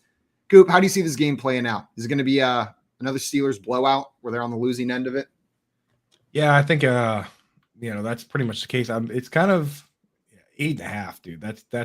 That's calling for a whooping. And the Steelers, I think they know where they're at. I think they know they're not winning a whole lot, and that might be why they're not running Najee into the ground the way they were last year. Last year, I think they were trying to compete. This year, I think they know what team they are. They're trying to develop players. There's really no reason to this year. So why not get Jaylen Warren in there? Not good for fantasy football, and could be pretty spooky moving forward. I don't know. Do you think that they can cover 8.5 at least then? I don't know, man. Whenever we saw the 14-point line against the Bills, I was like, that feels like the smart play, right? To be able, they should be able to cover. I know the Bills defense is not the Buccaneers defense. It's a different game, different team. But I don't know, man. I don't know if they can get in the end zone. I think I would take the Buccaneers to cover this 8.5-point spread if I had to pick a side of it. What about you, JL? Do you think the Steelers can cover this 8.5-point spread? Oh, and he's miming for us again. 8.5 is going to be tough. It's going to be tough for the Pittsburgh Steelers to cover. I don't think they're going to be able to do it. I would take the Bucs. Take the Bucs. Coop, you agreeing with us, or are you taking them on the 8.5 points? Yeah, no, I would take the Bucs to cover this. We got all Bucs on that one. Yeah, this is going to be a gross game. Do you think we talked about Najee Harris a little bit, JL, with Jaylen Warren picking up some more of this work, the struggles Najee Harris has had, and this offensive line being as bad as it has been so far? How are you viewing Najee Harris rest of season? Because he was drafted as a RB1, as a top guy, as high as the 5th running back off the board in some leagues. Now, I don't think that's the case, but how far exactly has he fallen for you? Yeah, in PPR, Najee Harris currently the running back 30 on the season. It has not been fantastic for him. It hasn't been fantastic for him. It's been a pretty tough schedule to start the season. Cincinnati, New England, Cleveland, Jets, Buffalo, and now he's got Tampa Bay, which is also going to be tough. Gets a little bit easier for him a little bit later in the season, but not substantially. So yeah, I think we need to adjust our expectations here. Najee Harris, he's getting a decent amount of opportunity, but that offensive line is just so bad. Yeah. So bad. I always wonder what level of communication there is. And obviously it's going to be different between every team, but some of these teams clearly are setting up to lose. For instance, you look at the Lions last year where they let a bunch of guys leave to get comp picks. They let all their they specifically let their guys leave and then didn't sign anybody to multi-year guaranteed deals to collect those comp picks for Kenny Golladay, for Marvin Jones, for Jamal Agnew. They got one for. They got one for the kicker, Matt Prater. They specifically only signed one player to a multi-year deal, which was Jamal Williams, because they had 5 guys leave and 4 is the max. So the players know what's going on. I wonder how much level of discussion there is between the top players that are going to be there and the coaching staff. Najee Harris all offseason was saying, I'm going to be getting less carries and, they want me to touch the ball less. You wonder how much level of conversation there is where the coach says, hey, here's the deal. We want you to have a long career. We know that we're kind of in a rebuild here. How do you feel about us kind of taking it easy on your workload? I wonder if those conversations happen, or if that's detrimental to a player to even mention that, But with a guy like Najee Harris, they have a vested interest, in keeping that guy healthy. He was a 1st-round pick, so they're going to have him for 5 years total. So assuming they pick up his 5th-year option. So I don't know, man. It's kind of a weird area to live in, right? What do you guys think? Do you think those conversations ever happen, or do you think the coach is always just we're always playing to win? I feel I think they happen. I feel in general, if the goal was to lose games, that's not the coaches or the players' job. That's the GM's job to make sure that roster's set up to be a losing roster, right? Like what you want as a GM, if you're set up to lose games, is a coach that's going to work on starting to like establish that culture, trying to get the most out of his players on his team while they're still losing, like doing their best to win a couple games. But you've got such a bad roster that they're losing. So I feel like the more common scenario is like the coaches are still out there trying to win every game, but some teams are better at that rebuild than others, right? Some teams are better at setting their team up for that rebuild. But I'm sure the situation you said does happen, like where maybe it wasn't their intention, their plan wasn't to do it, but now all of a sudden the season is thrown off the rails, and the GM has to talk with the coach about what their goals are. Like these guys aren't stupid, right? Yeah. No, they're not stupid. Urban Meyer. Tavon Austin, but I mean the players know. Like the players on the Lions last year were probably aware that the new GM came in and was trying to do a rebuild. Absolutely. They have to. No, they have to. Guys, coming up, we've got some questions in here as well. Kate said, do I start Russ if the next best option would be Mac Jones or Jimmy G?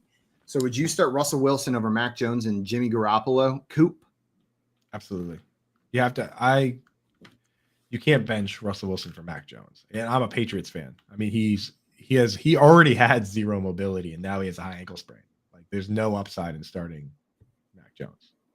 I still have Russell Wilson ranked somewhere like 15, 16. You know, it's not like he's terrible. It's not like he's. I'm okay starting Jimmy G over Russ this weekend, just because he has Atlanta. He's got the Atlanta Falcons, which is a really easy matchup. These guys are close enough for me, but I'm fine if you want to start Russ over Jimmy G or back to back. Guys, coming up, we'll hit the rest of these questions right after this break with the help from our friend Vinny Iyer, who's going to be joining the show with us. You're listening to the Front Yard Fantasy Morning Show here on Bettor Sports Network.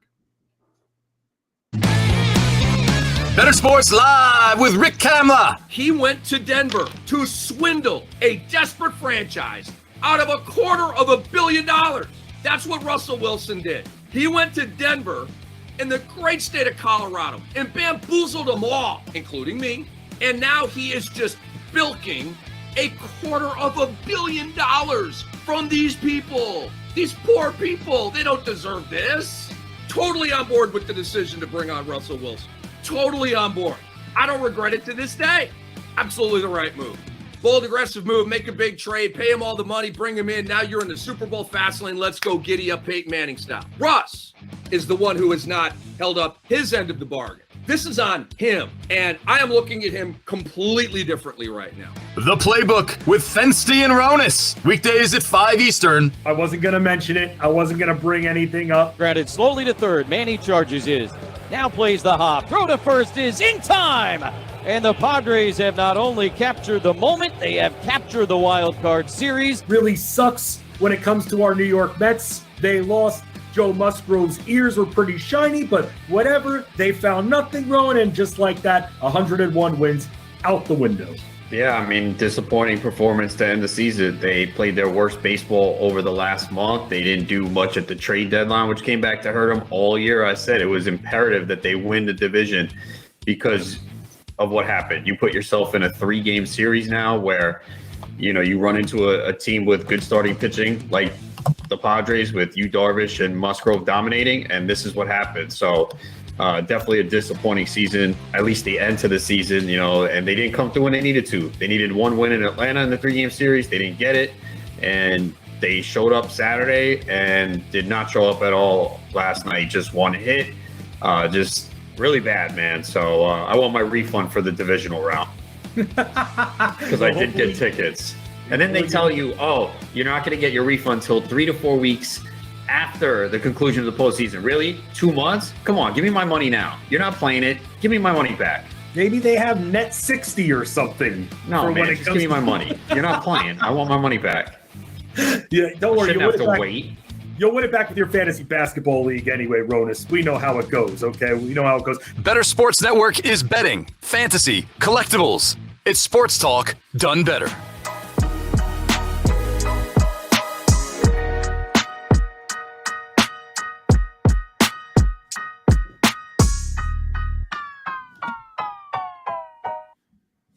What's up, everyone? Welcome back into the Front Yard Fantasy Morning Show here on Bettor Sports Network. Joining us right now is our great friend, Vinny Iyer. For those of you that do not know Vinny is an NFL and fantasy football writer over at Sporting News and a host at Locked On Fantasy Football. Vinny, thanks so much for joining the show today with us, my man. Yeah, thanks for having me again, guys. So I heard you guys were talking about sports movies. Oh, yeah. You got a favorite sports movie, Vinny? It's hard because I've got a lot of them that I like, but I still like Bull Durham. It's one of my favorites. Bill Durham. Yeah, Bull Durham. it's fun. It has a little bit of everything in it, so can't. That might be that might be the most critically acclaimed one of them, right? Might like be. that one's up. Field of Dreams obviously up there too, but yeah, that's a good movie. You're gonna make Joey happy with that one. Our friend Joey Wright with FIF. Dude, Joey messaged me immediately, and I was just sitting here thinking while we were talking movies how Joey's gonna just give me grief that he wasn't here listening for the movie talk, and I immediately get a text message: please bring me on for the sports movie bracket. Yes. I also anyone can call in. Like if you have a movie that you like, we keep saying this. We'll put you on, dude. Joe, what time did you get that text message?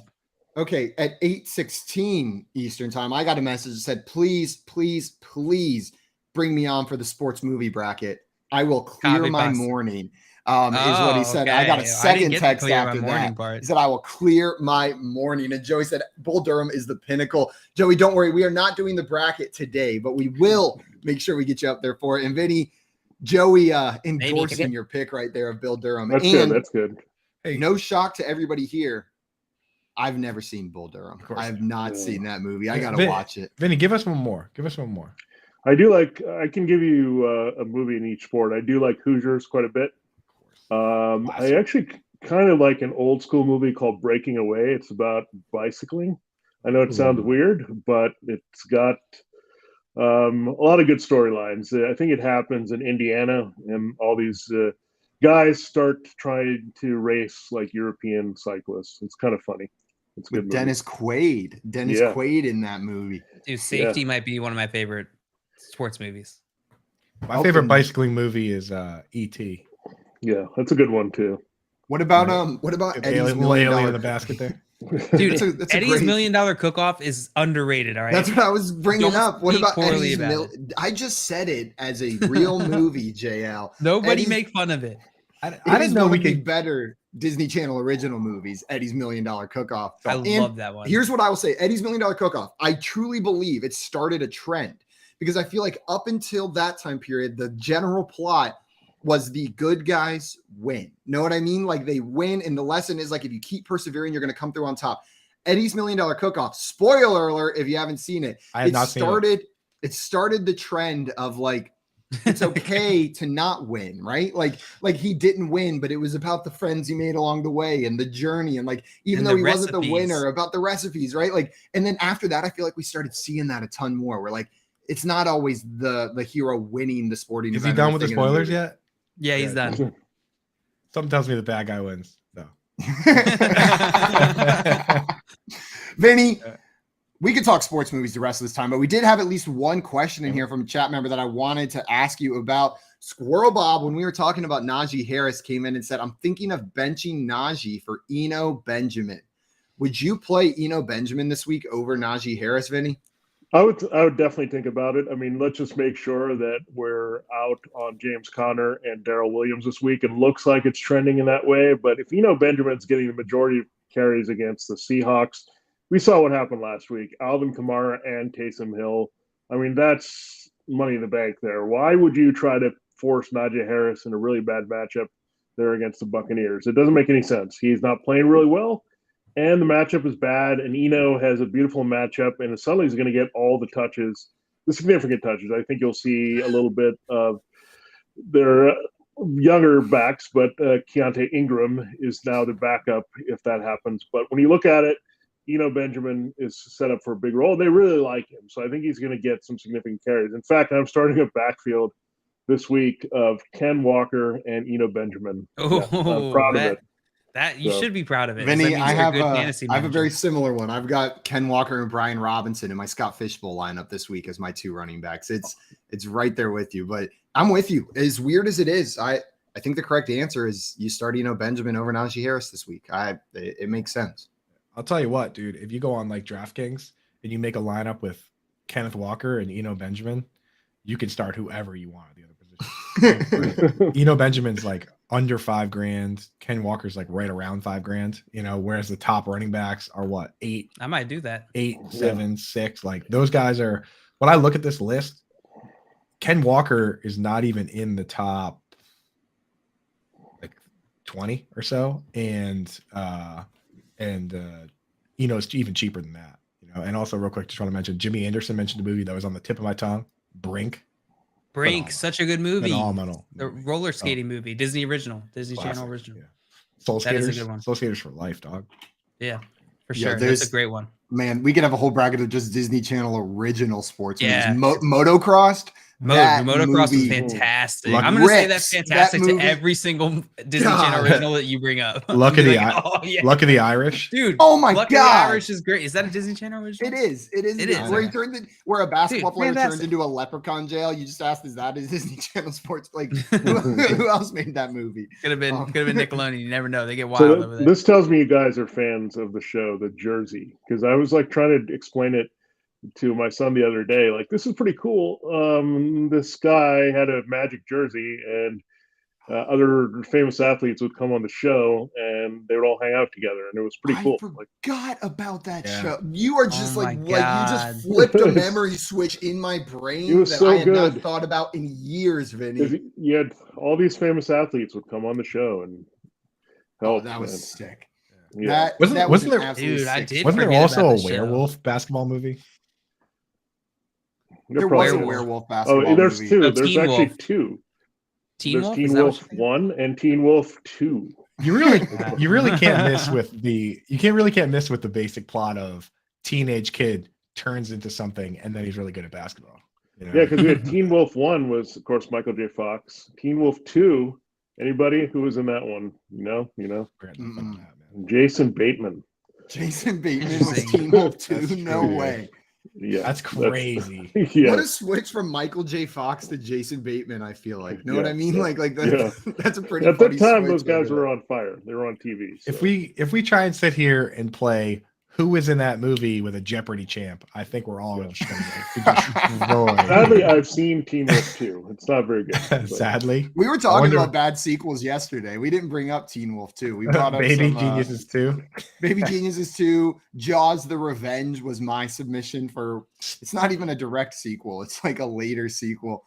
Speed 2, Um, also terrible. Dude, Full Court Miracle is another one. Did you guys ever watch that one? It's another Disney Channel Vinny, one. you see that one? No, I don't watch a lot of Disney Channel. Let me get this straight. Like, I've back You're in the day, I lost. watched some of the things, but I think there was one. Was it a movie or TV show about the two? I think the twin sisters who played basketball. I don't know. It was something. I can't remember the name of it, but it was based on. I'm remembering the Twin Twitches with Tia and Tamara. That was Yeah. that was a pretty good one. But I think don't this they one played- was based on the twins who played somewhere. I want to say Virginia or Tennessee.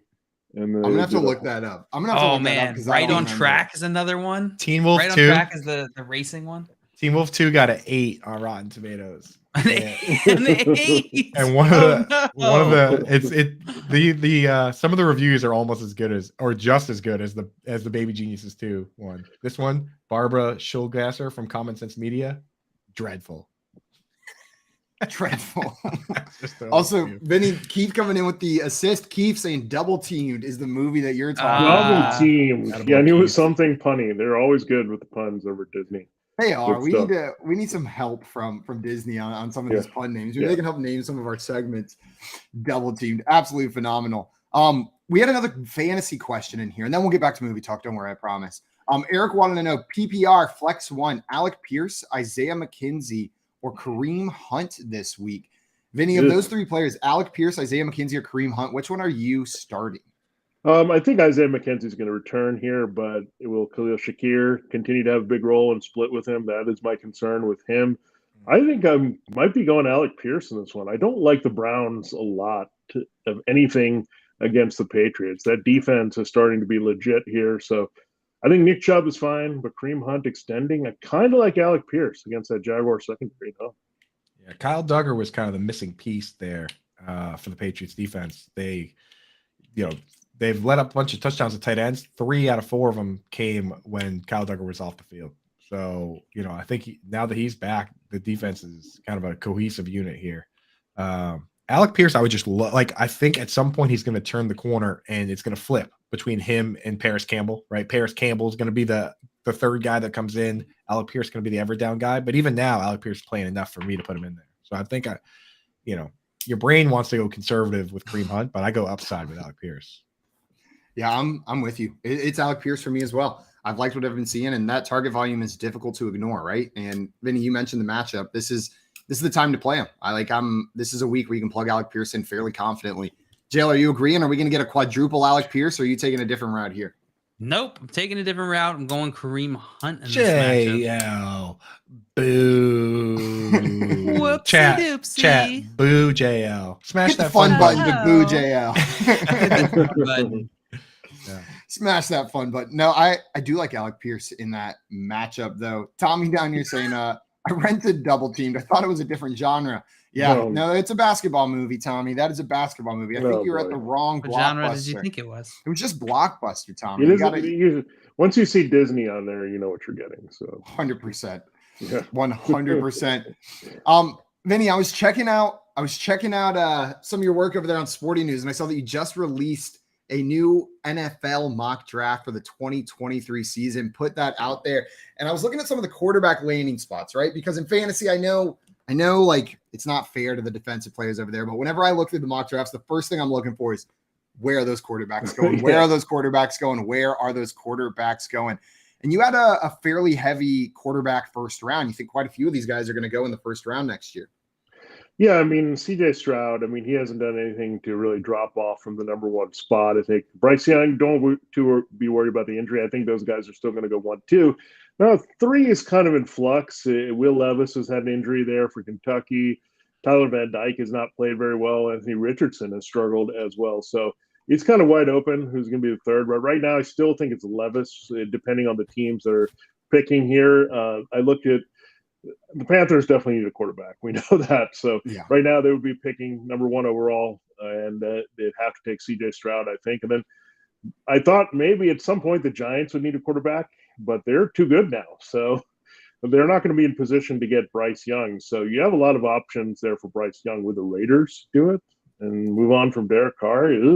I don't know. I think there's a few teams that would consider it, but I think you look at the Texans, they definitely have to go after a quarterback, and I think the Lions do too at this point, because Jared Goff has been okay, but you have to turn the corner here if you're going to rebuild, and you got to do it with a franchise quarterback. You got one pick on here that I think that would very deeply upset the fantasy football community. Do you know which one I'm thinking of here? I'm trying to think what would be the one. Did I have Taysom Hill redrafted by another team? Redrafted by every team. Every team. My God. You just got my blood boiling ever so slightly whenever you said that. You have a very popular wide receiver going to a team that not only does not utilize wide receivers well, but they pretty much can curse anyone that they draft early in the New England Patriots. Oh, yeah. That pick makes a lot of sense. But if that were to happen, the dynasty community would throw their papers in the air. He has Jackson Smith and Jigba going to the New England Patriots. Yeah, I don't know. Yeah, that's a hard one because I'm not even sure that Mac Jones is going to be the quarterback going into 2023 at this rate.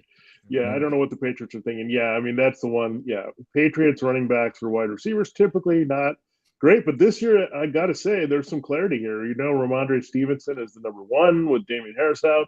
Jacoby Myers legitimately impressed me last week. This guy couldn't score touchdowns. He wasn't like a high upside play, but all of a sudden he looks pretty good. I think they've kind of wrote him off as just, okay, he's a slot guy. He's the best of what we got, but they try to get Devontae Parker and Nelson Aguilar, and then Tyquan Thornton got hurt. So it's set up nicely. And Jacoby Myers had a really nice game last week. He's flying under the radar as a real, I think, viable, maybe wide receiver 2 here the rest of the year. Absolutely, man. He runs those like I said it yesterday about this player is that, we say all this stuff about the spreadsheets and stuff, but then when you watch the game, it always boils down to the same thing, getting first downs. And this guy can just flat out get open. I don't know what it is. He's not fast, right? He's not big, but he just can create separations with those timing routes and gets open. And that's why he gets peppered with targets here. So like you said, he's not going to burn anybody. He's not going to score a ton of touchdowns, but he's about as safe as it gets, right? I have a hot take here, but I think I'd rather have Bailey Zappi in there.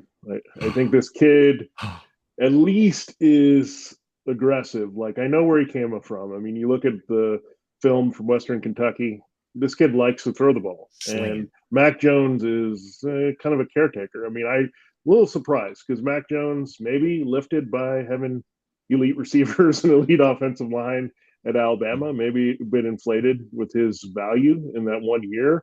Because I don't see, even though Mac Jones had that big year, I don't see anything that tells me that it was Joe Burrow in that LSU offense, right? They look completely different with Mac Jones. So I'm not so sure that Bill Belichick's committed here to Mac Jones completely. And it's not just him just shrugging this off. I think this could be legit here. If Zappi plays well and they beat the Browns, I mean, it's hard to make that change because Mac Jones was turning the ball over pretty regularly early in the season. So it'll be interesting to watch here. He didn't do last year, right? Like he had the second highest completion percentage of a rookie all time. But I think you're right. Like if Mac Jones comes back and gets a chance again, no more conservative Mac Jones. He's got to start firing around because Bailey Zappi, 29-0. Look out, dude. Next, this guy behind me here. I did not have Tom Brady, dude. Mac Jones Bailey about to get Zappi 2 butts replacing Mac Jones as the New England Patriots starting quarterback on my bingo card for this NFL season. That wasn't something I was projecting even as like a possibility. But yeah, that's wild. I think it's hot, Vinny, but not like not like scalding hot, right? Like it's the Patriots. No, you can't put it past them. So no, it makes sense right there. We had some fantasy questions here come in the chat. Cade Cobbler wanted to know, should I start Deontay Johnson or Romeo Dobbs in full PPR? Vinny, are you going Deontay Johnson or Romeo Dobbs this week?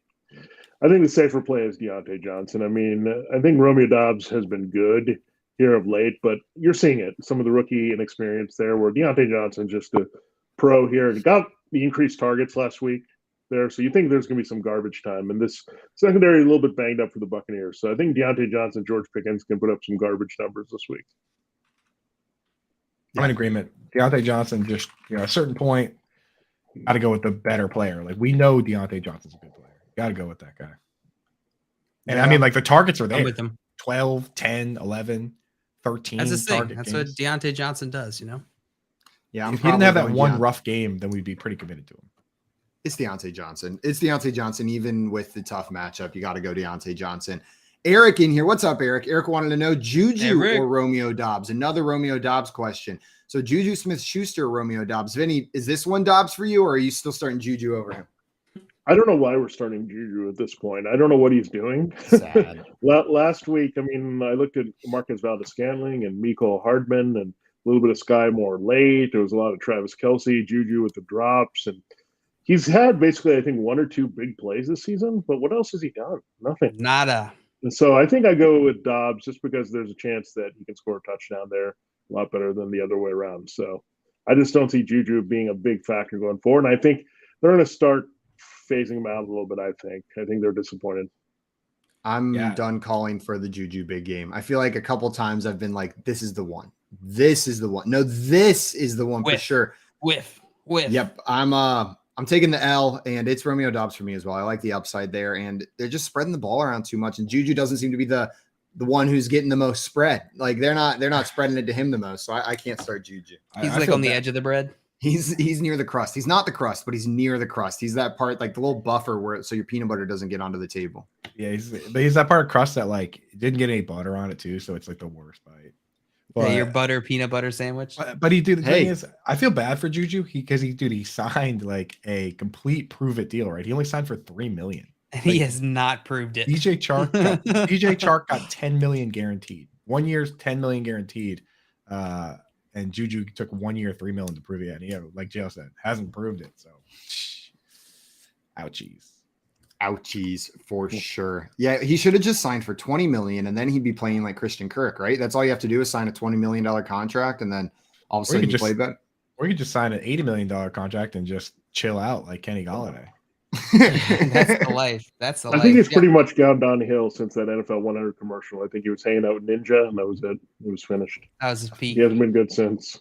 I mean, Juju has not been good in a regular matchup. I'm not playing him against Buffalo. That's fair. That makes sense. It's tempting though, right? Because whenever you see that 53.5 point over under, you're like, oh boy, Where's the it gonna points are about go? to be scored in this game. Like, but I think it's a trap. I think The it's a answer is trap Jody to plug Fortson. Juju. The answer is Jody Fortson. His name was Jody Fortson. We had another question in here. I'm 2-3, half PPR with Jonathan Taylor, Mixon, Jamar Chase, Deebo Samuel, CeeDee Lamb, Brees Hall, and Dak on the bench.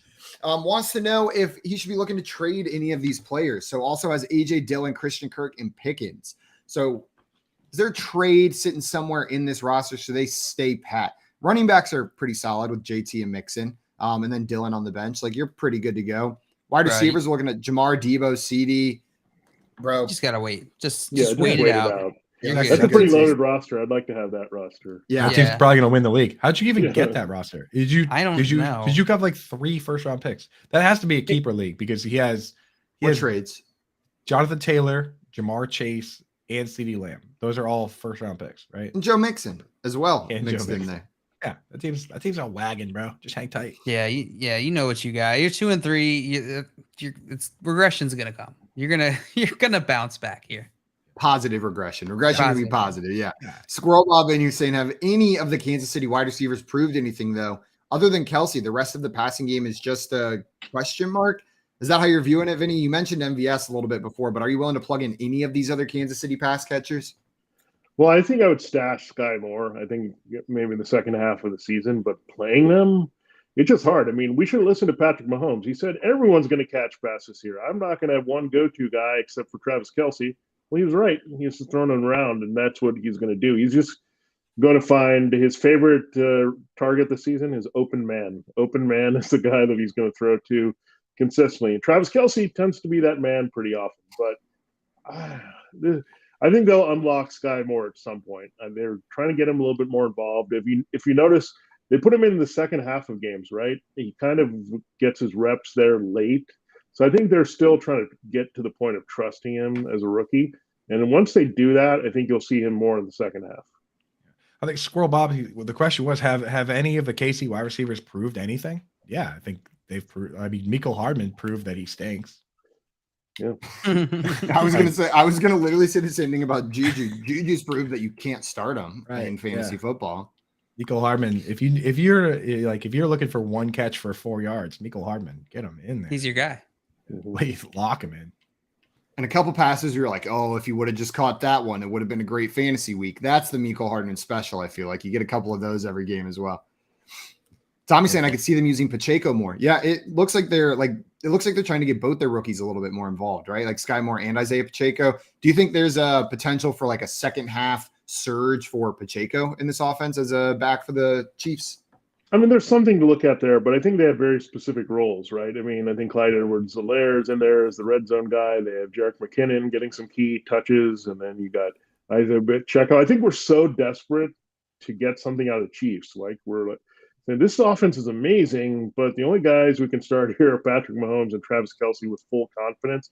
I mean, Clyde Edwards-Helaire you can start, but if you don't get the touchdown like you didn't get last week, it's not going to be a good result for you. So I think people are just frustrated and desperate, looking for something. Chiefs, give us something. They're used to them having so many good fantasy assets, and they only have 2 that you can play in week in and week out with confidence. Kelce and Mahomes. Yeah, and still we're looking at this as one of the best offenses in the league, right? Like we still fear the Chiefs offense whenever it's going up against the defense, yet it's Kelce and Mahomes, Kelce and Mahomes, Kelce and Mahomes. Yeah, I think the biggest thing is you just have to look at an offense, and this is the thing we try to balance out in fantasy. Do you want a lesser offense that throws to fewer people, even though there's not going to be as many points and yards to go around? Or do you want an explosive offense with a lot of different guys?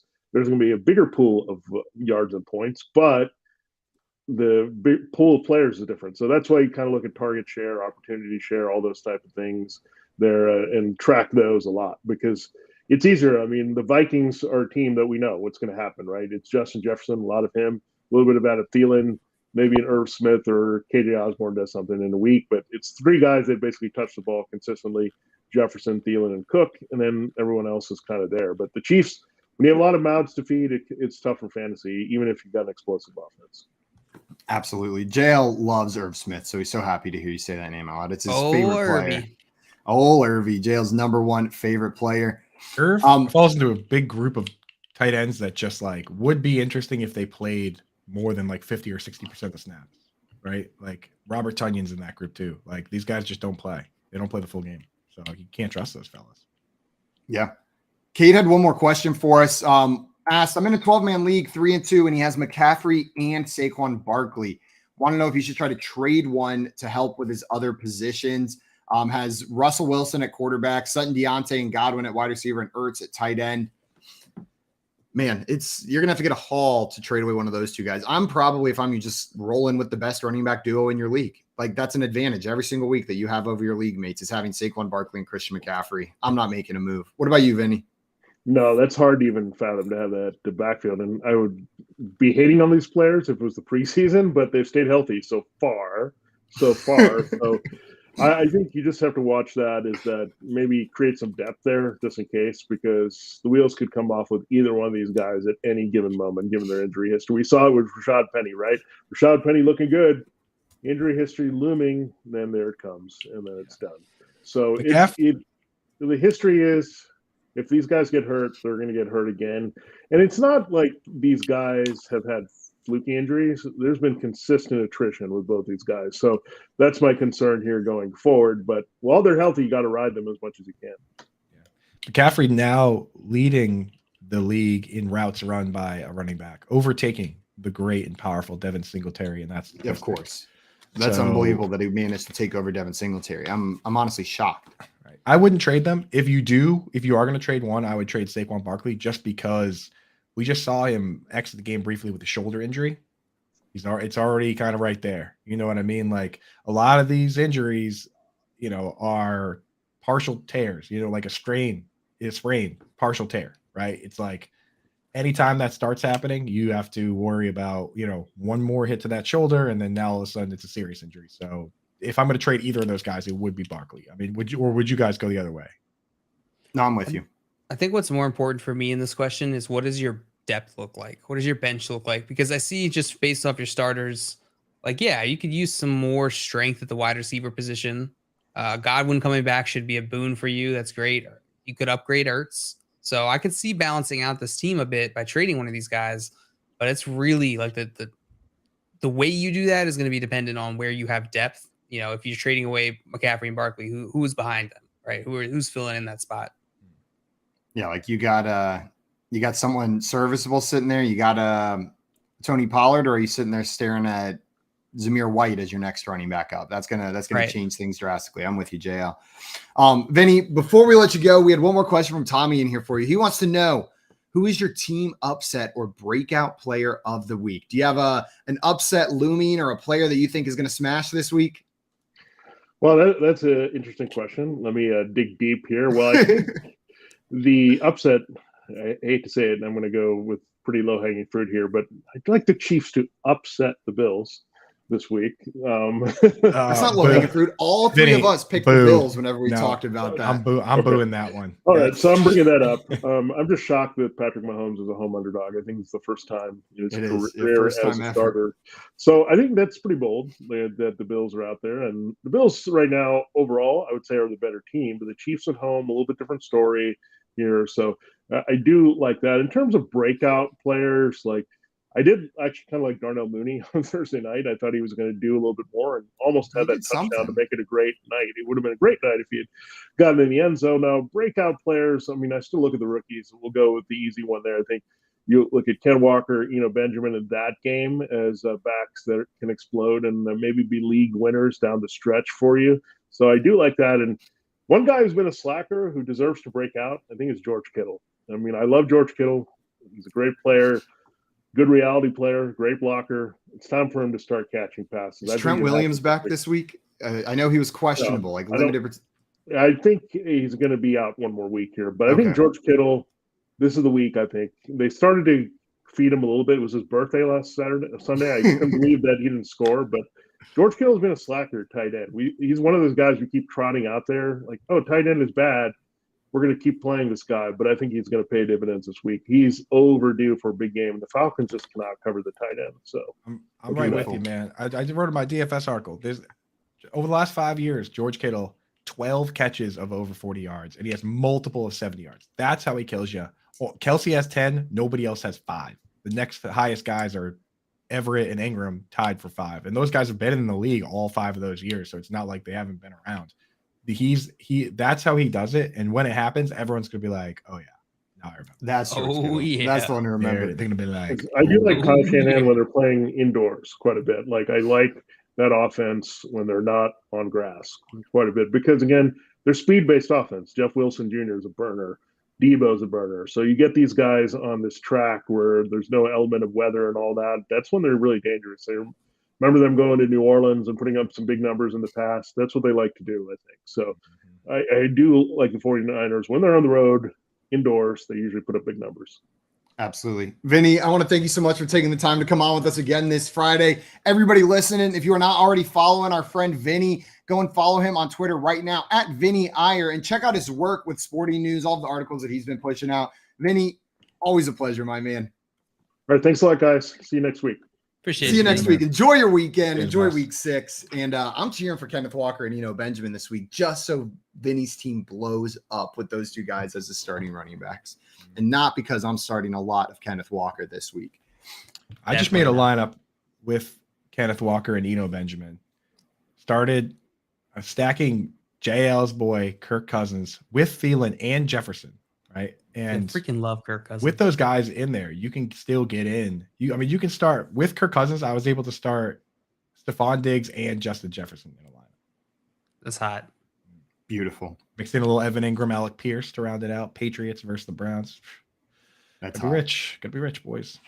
Guys, coming up, we have Aaron Ladd joining the show, sports anchor on News Kansas City's KSHB 41 News, to talk a little bit of Chiefs. And we're going to be talking a little bit more about these Sunday games as well. Stay tuned here on the Bettor Sports Network. You're listening to the Front Yard Fantasy Morning Show. Corey, Nando, and friends. Presented by Mayo Media on Bettor Sports Network. Offense is down this year, Nando. Yeah, it is. Offense is down this year. Definitely. Offense has been problematic this year. There's a lot of teams in the NFL that struggle offensively. Let me look it up right now. Geno Smith right now is QB6 on the season. I can buy that. I can buy that too. What's in the top 12 right now, Nando? Yeah. This is going to blow your mind. Josh Allen, Lamar Jackson, Jalen Hurts, QB4, Kyler Murray. QB5, Joe Burrow. Even with that being the top 5, okay, cool. I get it. Now here's where things get weird. QB6, Geno Smith. QB7, Carson Wentz. QB8, Jared Goff. Geno Smith, Carson Wentz, Jared Goff on QB6, 7, and 8. That's crazy. Those are undrafted dudes. Wentz throwing for a lot of yards. The Commanders can move the football, Nando. Yeah. The problem is they shoot themselves in the foot with penalties. Right. And that turnover is coming at some point. That Wentz interception, that Wentz fumble, you're going to get it at some point. Yesterday, they got it at the worst possible time. They're driving down, try to win the game. Bam, there goes the turnover. You know what I'm saying? Yep. But outside of that, his yardage he might have threw for 375 yesterday. Yeah, you're right. You're right. QB9, Herbert. QB10, Mahomes. Mahomes and Herbert, 2 of the first quarterbacks going off the board this year in drafts are QB9 and 10. QB11, Kirk Cousins. QB12, Tom Brady. 13 is Daniel Jones. He's running. Yeah, Daniel Jones is athletic. He is athletic. That was one thing that Jones does have with his game. He's running through injury. Yeah. But he's trying to hold on to his job. Give him credit, man. Good for him. This offense has not been great, been bottom line. You know what I'm saying? Offense has not been great this season. QB 32, Mac Jones. He's a starter. Winston has missed time. Dak Prescott has missed time. You know what I'm saying? Right. So that could be no Trey Lance, right? Justin Fields is a starter. You didn't expect much from him. Baker Mayfield. Oh my God, he stinks. That's a starter. Matthew Stafford, a starter who stinks. Matt Ryan, a starter who stinks. Ryan Tannehill, a starter who stinks. Aaron Rodgers is QB 18. The reason why offense stinks is because quarterback play has declined. However you're invested in sports, from betting to fantasy, collectibles, and more, join our community on Bettor Sports Network.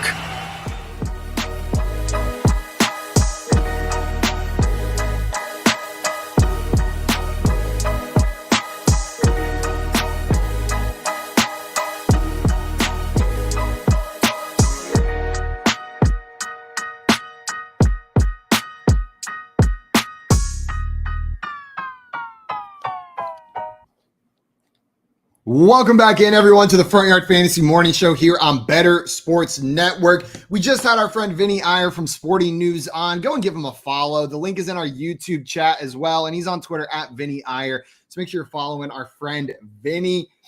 We had a couple questions come in that I wanted to make sure we were answering, guys. The first one from Brendan wants to know, how do y'all feel about ETN this week? How do y'all feel about ETN this week? JL, how do y'all feel about ETN this week? Feel pretty good about ETN this week. I think he's in that RB3 category. The matchup is pretty neutral going against the Indianapolis Colts this weekend. Total set at 42, and the Colts are favored to win by 2 points, meaning Vegas is semi-neutral, maybe slightly on the Jacksonville side. If all things were neutral, if this wasn't a home field situation. So I think ETN's fine. I think he's RB3 this week with RB2 upside. Yeah, I'm with you, Jay. It's Fully agree. I got him in that same group with like Kareem Hunt, Tony Pollard, the guys that are splitting, but they look good and they're guaranteed to get some touches, Yep. It's he's not a must start, but he's a guy you can start. Know what I mean? Like, I'm totally fine plugging ETN, and he's a startable player. If you've got great running backs, maybe you don't plug him in, but he's in that like flex category, RB3 category, like you guys were saying. Eric down here says T. Higgins DNP for the second straight week. I'm imagining that's what he wrote. I hope that was like an autocorrect, like you type. I'm imagining Eric just like types T all the time, and so he typed T and it autocorrected in his phone to T. Says DNP for second straight practice yesterday. If he continues to be limited, would you go as far as benching him for Alec Pierce after the goose egg last week? Coop, what are you doing here? I think so, man. The thing that is annoying about this is that, like, when you hear the coach talking, he's always like, he's trying to play, and we're like trying to let him play, but he can't play because he's hurt. Like, that's the worst thing for fantasy football. I want these guys either ready to go or I want them out. I definitely don't want anybody healing fully or not healing at all.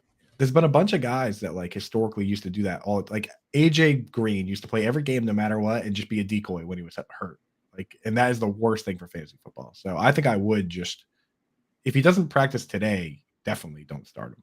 But unless if he's a full participant today, then I'll start him. But otherwise, if he's limited or anything like that, no. That would be odd if he was a DNP the past 2 days and then a full participant today, right? That would be a little bit odd. We'll keep an eye on it. Tyson, similar question, says, if Higgins doesn't play, do I start Drake London, Pollard, or Mike Boone? So London, Pollard, or Boone in this one. JL, which one of those players would you be throwing in your starting lineup? It would be Drake London for me. Drake London. What about you, Coop? Is it going to be Drake London for you as well? Yeah. The thing that's annoying about London too is that he didn't quite run all the routes. He only ran 24, and Olamide Zacchaeus ran like 30. But I still start him over Pollard against the Eagles and Mike Boone, who is just like a pure question mark. So give me Drake London. Yeah, it's going to be Drake London for me. It's not a sexy matchup going up against the 49ers, right? Like it's a rougher matchup for fantasy wide receivers, but I still think you have to go Drake London. Squirrel Bob says, what do you think I can get for Jeff Wilson? He's just depth, but I feel like I want to move him before he gets hurt or Mitchell comes back. Yeah, this is going to be a harder player to move for like full value because there is the inevitable return of Elijah Mitchell, right? Like people are going to look at that and probably value him less because it's a rental. You're just going to get a couple weeks out of him, but maybe you can find a running back needy team, like a team that has their guys on bye or injured. Maybe the Josh Jacobs manager who also had Javonte Williams and now he's sitting there like this week and has no starting running backs. You could probably move Wilson. Joe, what would you be looking to get in return to move Jeff Wilson? Probably a holographic Charizard at least. Maybe more. Maybe more for Jeff Wilson. So something like You in return, you'd want something that looks like this. Exactly like that. How did you know? It was ready. Look at that. Is that a holographic Chauncey too? Chauncey? Did you just Chauncey? call Chauncey? Yeah, Chauncey. I found the Chauncey. I've been doing all this Chauncey, making. I was making fun of Simon for Pokemon cards, and then I was like putting something in the attic, and I was like, "Oh, there's my Pokemon cards." Yeah, Wait, I got them Coop, all. I got them all in here, numbered in order. Is that first edition? That Charizard? No, my God, first edition. Okay, because I was gonna say if that's first edition, you may have like $500,000 sitting in that binder. That's what I was gonna say, dude. Like a highly graded probably first edition. I probably had so much money I just burned throughout the years giving away my Pokemon cards. As a kid, I was definitely trading like first editions for like whatever was shiniest. Dude, 100%. I'm mad now. This has ruined my day. My Pokemon card collection is not the one I had as a child. That has been sold probably for like $10 at a garage sale. And then my Pokemon card collection now is only things I've bought since I was an adult who shouldn't have been buying Pokemon cards anyways. But that's the collection we got. That's what we got going on. We had another question, or JL, besides a holographic Charizard, what would you be trying to get for? Like if it had to be a fantasy football player in return for Jeff Wilson. I think I closed. That. No, I have him up here. Let's see the trade value chart. Let's see where Jeff Wilson lands. I like how you actually pulled up the trade value chart, but instead talked about Pokemon cards. No, I didn't have it up. I just said I don't know if it was up, but it is in fact up on my computer still. Jeff Wilson is 22.5 points, tier 5 value according to Alex's week 6 PPR trade value charts here. Around him, Gabe Davis, Drake London. Love both those guys. Olave.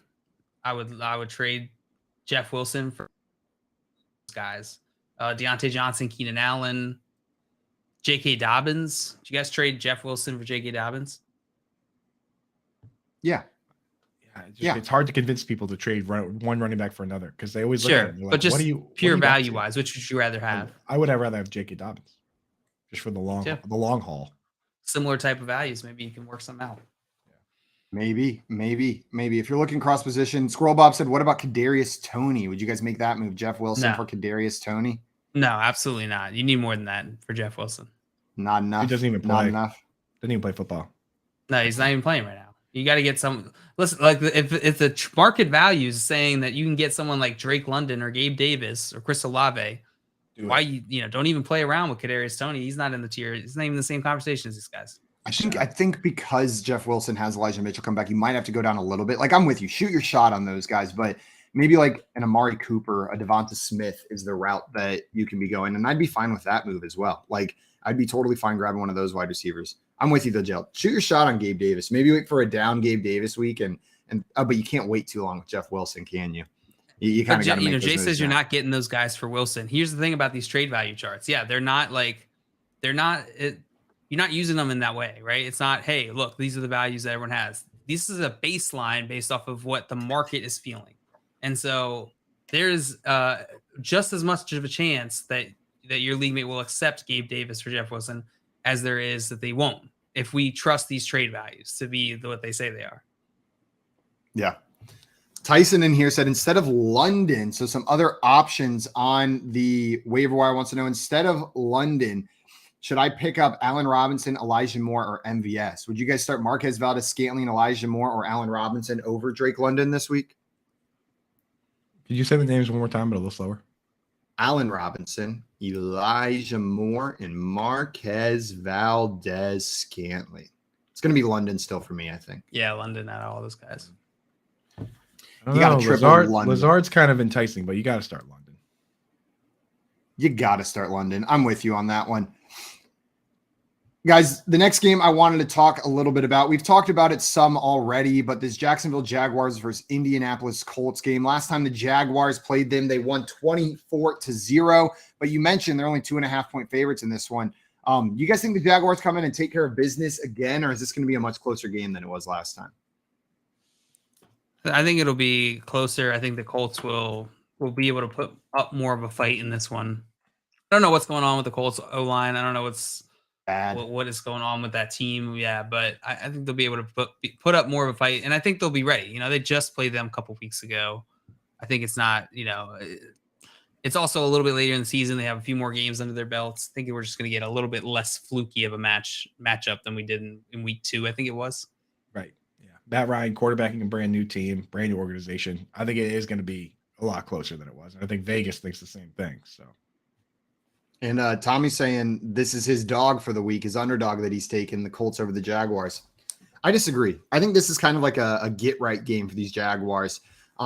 They said after the game last week, Doug Peterson saying we need to get Christian Kirk the ball more. Know what I mean? Like it was a rough game for them against the Texans last week. I think they come out, they take care of the Colts, they cover the spread, get back on their winning ways, and this Jaguars team looks a little bit more like the team that looked good through the first couple weeks instead of the team that's looked pretty bad the past 2.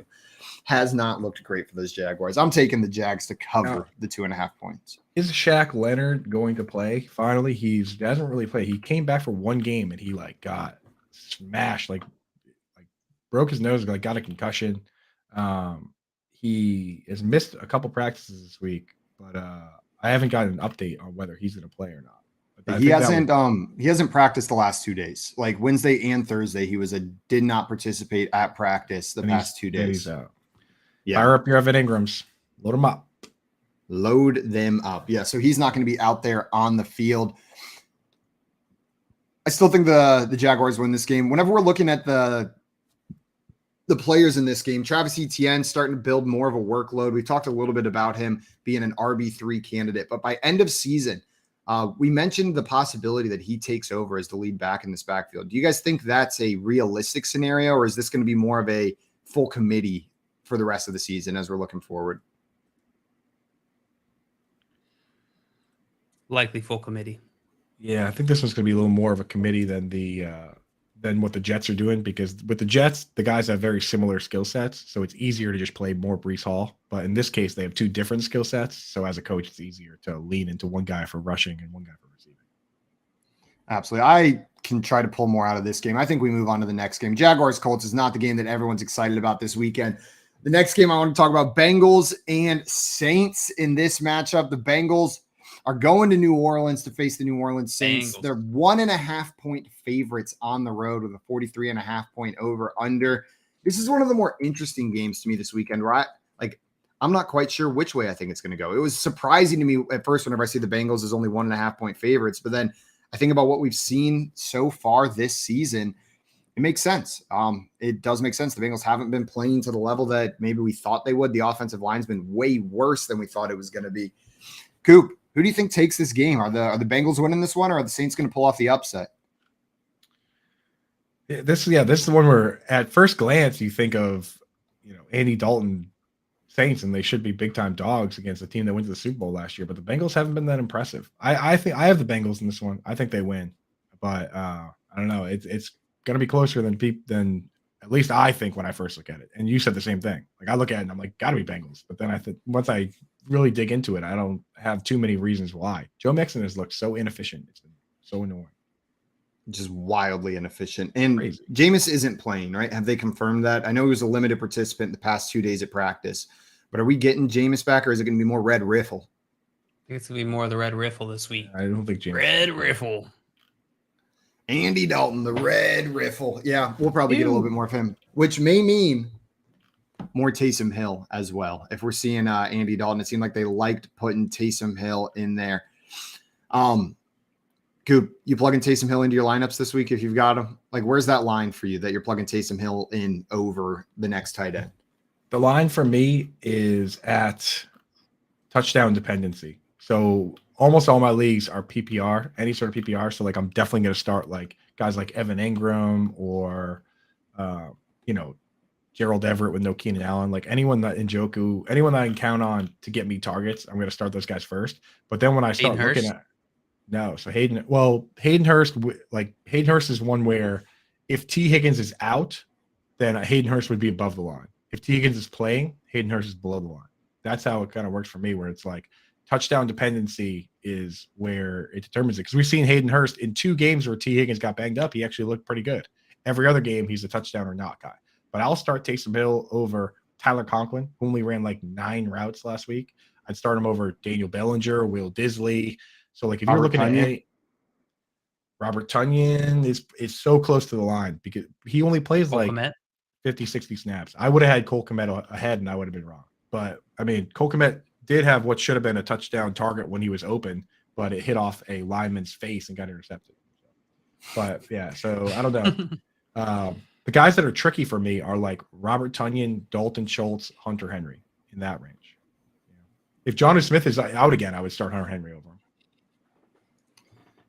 I just feel like the answer is like, F it, plug Taysom in. Like he can get 4 touchdowns. Like there's very few tight ends with that kind of upside in that range. Like it's not going to happen again. He's not going to have another 4 touchdown game this week. He's not. He's not going to have another 4 touchdown game, but he could have 2. It's not unreasonable for him to at least. That's what it boils down to. He has better odds to score 2 touchdowns than any of the guys that are just 1 touchdown coin flips. So he has to go ahead of those guys. But again, he doesn't catch passes at all. So when he has a bad game, it looks super bad. Like he scored week 2, he scored 1 point.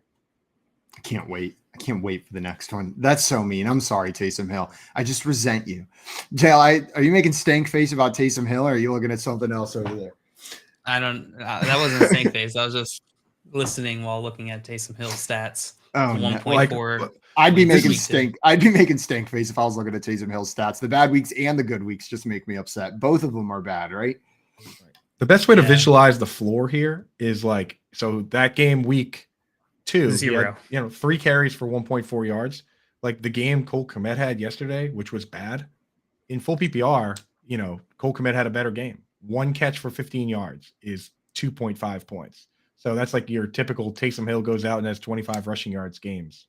Like, so any sort of PPR, I'm leaning into anybody that I think can get 3 or 4 targets because the floor is so low for Hill, but the ceiling is nice. Absolutely. Yeah. Over Ertz, yeah. Brendan says, I might go a little crazy and throw in Taysom Hill over Ertz. See, that is where I think you are getting crazy because Zach Ertz is playing wide receiver basically for that team. He's playing 85% of the routes, playing 75% of those snaps or 72% at a wide receiver spot. He's, one of the top targets on the team. I couldn't possibly throw Taysom Hill over Ertz. And what if you're let's say you're in a matchup where like very clearly you're the underdog. Know what I mean? Maybe it's a dynasty league and you've got a team that's bad. But you've had Taysom Hill sitting on your bench, and are you taking that long shot? Like, do you think there's more upside with Taysom Hill than Zach Ertz, or are you still just plugging Zach Ertz in? Put him at the flex. If your team's that bad, then start Ertz is probably the like number 3 tight end start this week behind only Kelsey and Mark Andrews. So you start Zach Ertz at tight end. It's a shootout game against Zach Ertz is in a shootout game against the very worst team versus the tight end, the number 32 team versus the tight end. Yeah. So you put Ertz in if you want to go crazy, put Ertz at tight end and then put Taysom Hill at the flex, or put Taysom Hill at the flex and at tight end and Ertz at the flex. But you don't bench Ertz. That's getting a little wild. That's getting a little wild right there. And Scott Fish coming in saying Ertz is getting 8.2 targets per game. That's a lot of opportunity for 2022 tight ends. Yeah. Gotta get him in there. Yeah. Ertz is like, that one's out of the question. If you want to get real crazy, go like Higbee maybe. If you're an underdog, you know how you win that game is you score points. So don't go, going for Taysom Hill, hoping that he's the upside play and ignoring the option that is most likely to give you a decent number of fantasy points this week. What I typically do is I just start my best players.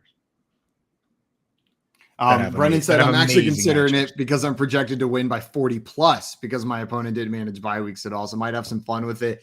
Be careful, Brendan. You know what? Like that sounds like a trap game, like the classic trap game on your schedule, right? You're looking ahead to next week thinking, I'm just going to mess around with these guys. One injury or one stunt game and that 40-point like projection that you have just disappears life comes at you quick immediately after. It just goes away fast.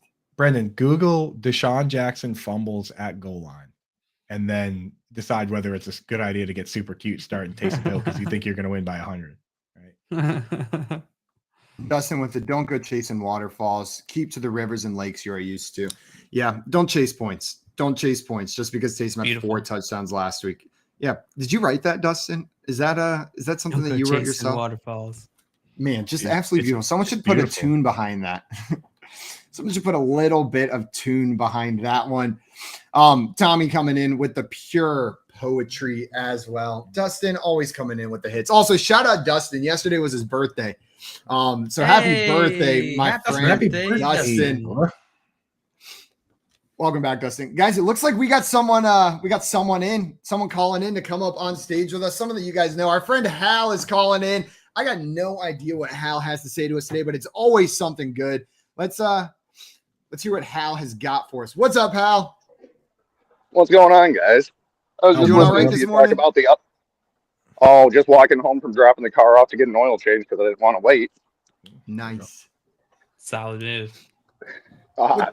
So when we're talking about upside with these guys, when you're an underdog, where's the line where you would start somebody who could blow up or could go zero? Is it your RB3 or your WR3, or is it really only that flex position where you would be taking that risk? It's a good question. It really all depends on the strategy you want to take here and how you're blending the different players together. So each player has a floor, has a ceiling, and your goal is to optimize, right? That's your main goal. Optimize so that you get the most points possible. And that's managing risk, right? Managing the uncertainty and risk that comes with each player and managing those variables that we were talking about, the upside, the floor. So I'm fine. So it's not necessarily, I don't think about it necessarily as like, oh, I'm not going to start him in my RB or my flex position or my wide receiver position slot versus the flex spot. It's more about what other players do I have that are going in those slots necessarily. Let's say Mike Williams is my wide receiver 1, right? I'm going to be a lot less likely to plug in a boom or bust guy in that wide receiver 2 slot than if, say, Cooper Kupp or Justin Jefferson was my wide receiver 1. Someone that I'm confident is pretty consistent. So if they're consistent like that, then I'm going to be more likely to plug in this high upside boomer bust guy. And this is like a draft thing too. Whenever we're drafting, if my wide receivers early are a little bit more volatile, like I feel like Mike Williams is a perfect example. He is a volatile wide receiver. He's going to have big games. He's going to have goose eggs. I might go for more stability, someone like a Jacoby Myers later, and leave that guy in my lineup. Whereas if I need that boom bust and my first wide receiver is just a steady guy that I can count on week in, week out, I'm fine with some more volatility at those other positions. Like the more stability I have at the top, the higher up I'm comfortable with some of that volatility because like the stability levels my team out. I do rankings that try to encapsulate that every this is the first year we did them for all positions. But if you're interested in that strategy next year, the dynamic rankings over at Fantasy Alarm, after the top 20 wide receivers, I break them down into categories like high, low floor, high ceiling, and then like safe wide receiver 3s. And you want to get a balance, like Simon said. So we try to encapsulate that. It's tough, but when you look at the rankings that I put out there, at the very least, you don't have to follow them, but it'll help you get in that mindset. Right. No, absolutely. That's a great point. Now, are you guys more willing to do it at like some positions than others? Like, are you more willing to accept volatility at wide receiver than at running back per se? Absolutely. Running back and wide receiver.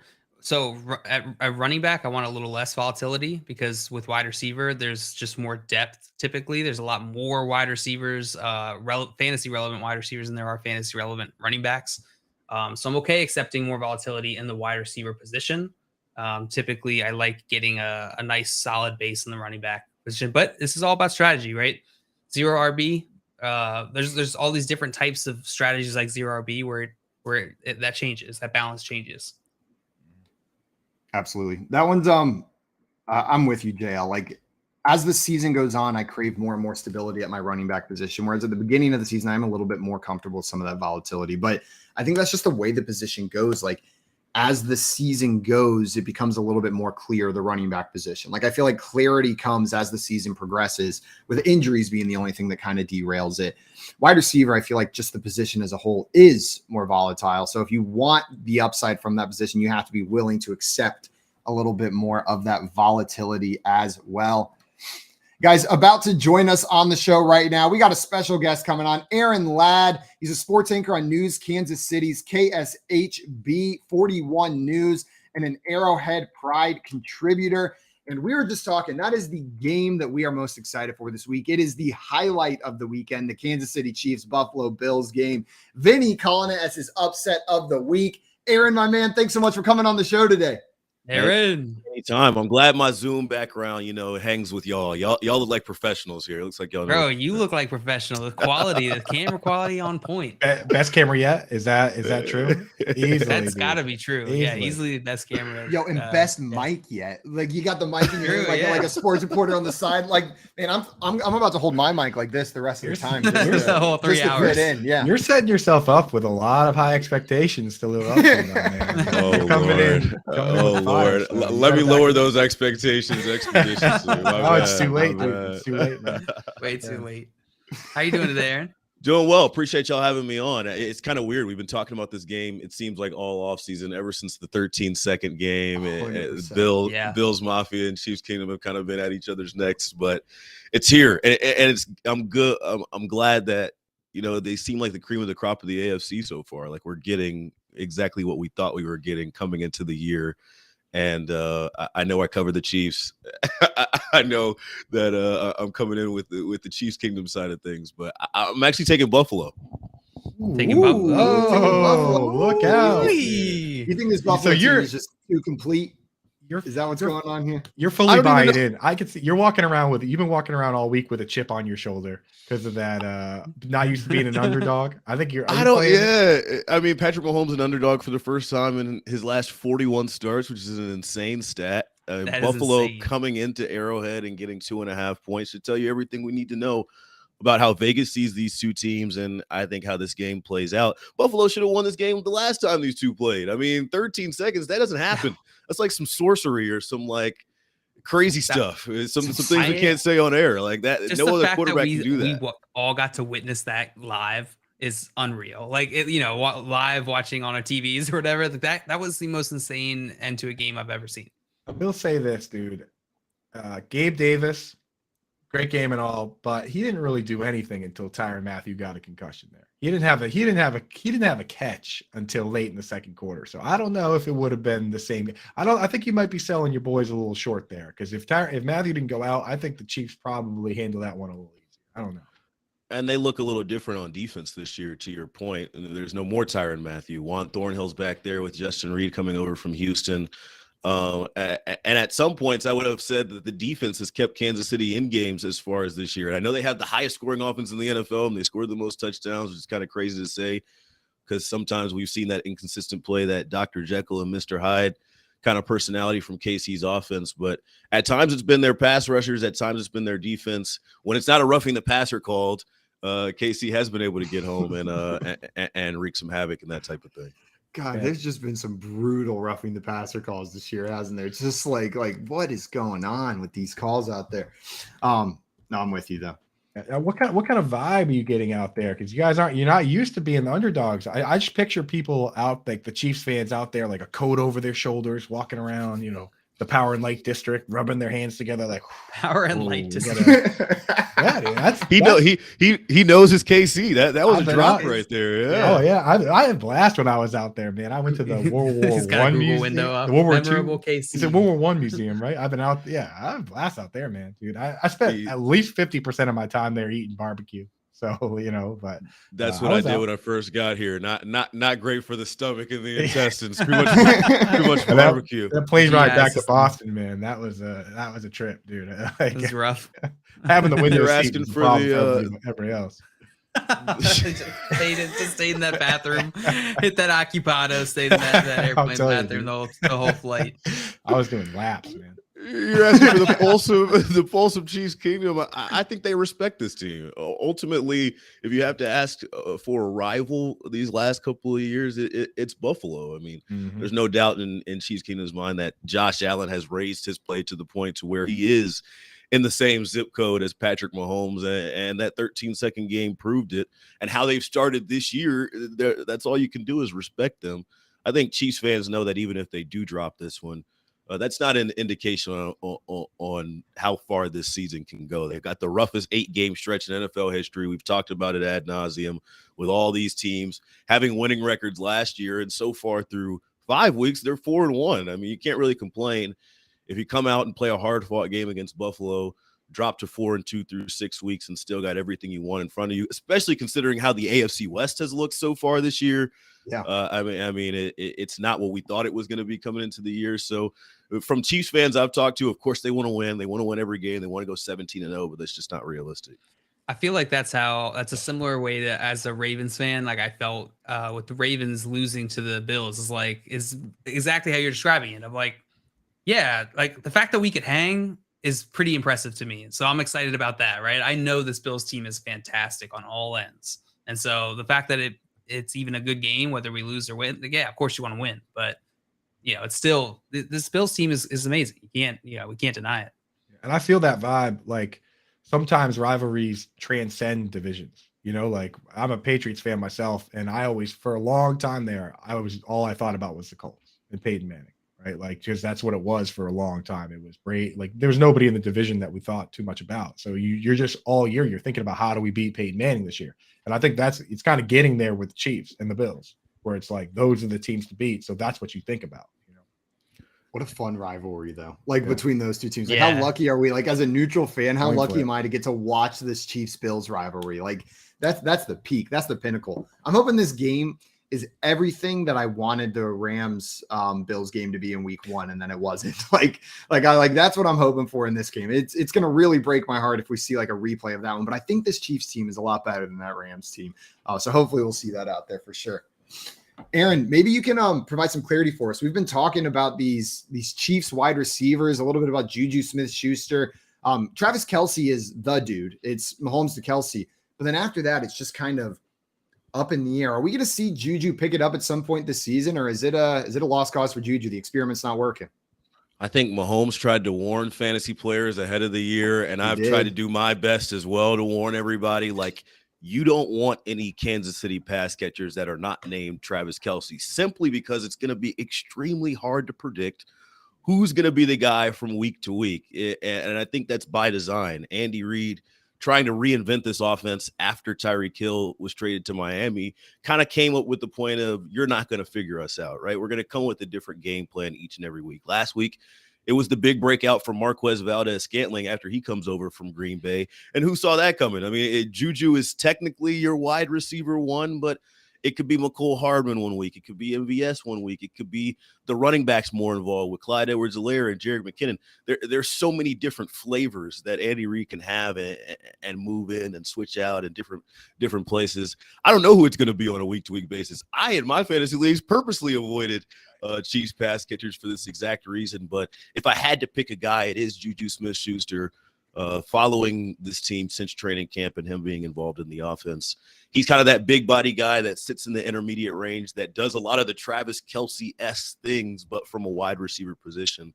So he's always going to have a role in this offense, but it's going to be frustrating at points in times. You're going to have to pack your patience when you have a Chiefs wideout not named, or Chiefs pass catcher not named Travis Kelce. You know what it is? That's exactly what it is that like with some teams you look at it and you're like, okay, Mike Evans is the split end. And this guy and Chris Godwin's the slot guy. And, Russell Gage is the third guy in. So when they play a Marshawn Lattimore, it's like, okay, Marshawn Lattimore on Mike Evans. I'm looking at the stats for this team right now. Marquez Valdez-Scantling, 41.8% of his snaps in the slot.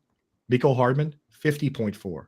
Juju, 45.6. Justin Watson, 50. Sky Moore, 55.3. They move everyone around too much for you to be like, okay, this guy's going to cover this guy. This guy's going to cover that guy. Like that's what, and credit to Andy Reid, like you say, nothing keeps you guessing more than every single one of your wide receivers being between 40 and 50% at slot. It's like, who knows? So kind of a nightmare. Yeah, makes my job tough. Like I would love for him to just pick 3 guys and line 2 up out wide and 1 in the slot, but whatever works. You got to deal with it. It's interesting. I wonder if this is like if it's, I hadn't really thought about it in that way, Aaron, until you said it, but I wonder if this is just a direct response to like him overcompensating, because it's really, if you look at the past couple seasons, it's been kind of easy to figure out the Chiefs, right? And that's why they ran into that whole issue in the beginning of last season with the cover 2 shell, just kind of dismantling the offense, because they kind of had their go-to things, right? Travis Kelce, Tyreek Hill, hit him on the deep ball. Use Patrick Mahomes' rushing capabilities in the ground game to really like differentiate it. But they've been able to be figured out.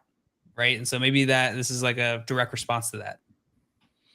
What I would say is, it's a challenge for Patrick Mahomes to keep the offense a little bit more on schedule. Not just a challenge for Mahomes, but also the coaching staff. I remember General Manager Brett Veach talking with the media after the AFC title game and kind of the second half collapse where they couldn't muster a first down seemingly after smacking Cincinnati around in the first half. And he said Kansas City's biggest weakness is sometimes themselves. When you know that you can go F it, Tyreek is down there and get 30 yards in one play, you had that propensity to just not stay on schedule. Then you take the deep shot, and when your offense is so high powered, you lean on that a little bit too much. I think we've seen Kansas City stay a little bit more in schedule, stay a little bit more in rhythm, and that starts up front with the offensive line all the way through 15. Man, this Kansas City team, though, for years now, it's the only team where I'll look at a game, they're down 14 to 20 points, and I've got all the confidence in the world that they're going to win it. Like Patrick Mahomes being behind there at quarterback is it truly feels like they can drop 14 points in 3 minutes, right? It's the team where I'm I see 17 points, and most teams I'm okay, they're out of it, game over. But with Kansas City, you're they're still in this, baby. They can pull Don't this do out. that this week. Don't do that. No, this you week. can't do that against I said the that. Bills. I said that on Twitter. You can't do that this week, and you can't lean back. It was 17-0 against the Raiders, and I think all the live lines still had KC within 2.5. It's a lot of respect, but you can't do that against a better opponent. You can't do that against a team that's playing as well offensively as Buffalo is, and I think even the Chiefs would tell you the same thing. Hey, we kind of slept through that first half. And it's like that, right? When they get on the elevator, it just goes to a different floor than their competition. But I'm sure they would tell you, we don't want to be playing around in those first couple quarters. We want to come out firing on all cylinders. Right. Poor Tommy in the chat saying still recovering. He's a Raiders fan. Still down there. recovering. Big Raiders fan. Said still recovering, although I expected it. Yeah. If you're sitting on the other side of a 17-point lead against Patrick Mahomes, you got to be scared, right? You got to be sitting there almost more scared than when it's 0-0 because you're if we lose this game, it's going to be so disappointing. Then we blew a 17-point lead instead of just losing to a Patrick Mahomes-led Chiefs team, right? Pretty disgusting. It's got to be demoralizing for sure. But it puts a bigger spotlight on your coaching, right? We can circle a couple decisions that were made by the Raiders last week and say, going for 2 right there. I'm not sure if I want to do it. You almost want to keep your team in the game as long as possible and exploit what you're doing well. I thought their running offense was really well. So we'll see that. We'll see that again this week, right? Josh Jacobs has a day last week. We'll see if Buffalo can look at that tape and see if they find anything on film that they can exploit. Tommy in here had a question for us, the Raiders fan that we're just absolutely just torturing right now with all this talk. But his question was about the running backs. He said CEH not off to a great start. Jerick McKinnon has outsnapped him in 4 out of 5 weeks so far this season. What do you see for the future in this Kansas City backfield? What's this backfield going to look like rest of the season?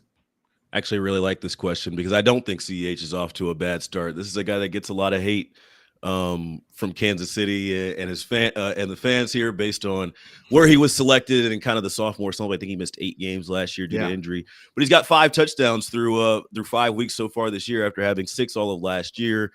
I know the snap counts are the way they are. It never looks good when you have a 7th round rookie coming in and taking some snaps from you. But I called this backfield a Neapolitan backfield, if you will, in the offseason. It's a lot of different flavors, right? Like Clyde is your chocolate, and Isaiah Pacheco, the 7th round rookie out of Rutgers, is your strawberry. You got Jerick McKinnon in there as your vanilla. Of course, Pacheco's a strawberry. And it's intentional. Andy Reid likes to eat. Andy Reid likes different flavors at running back. Andy Reid puts everything in terms of food.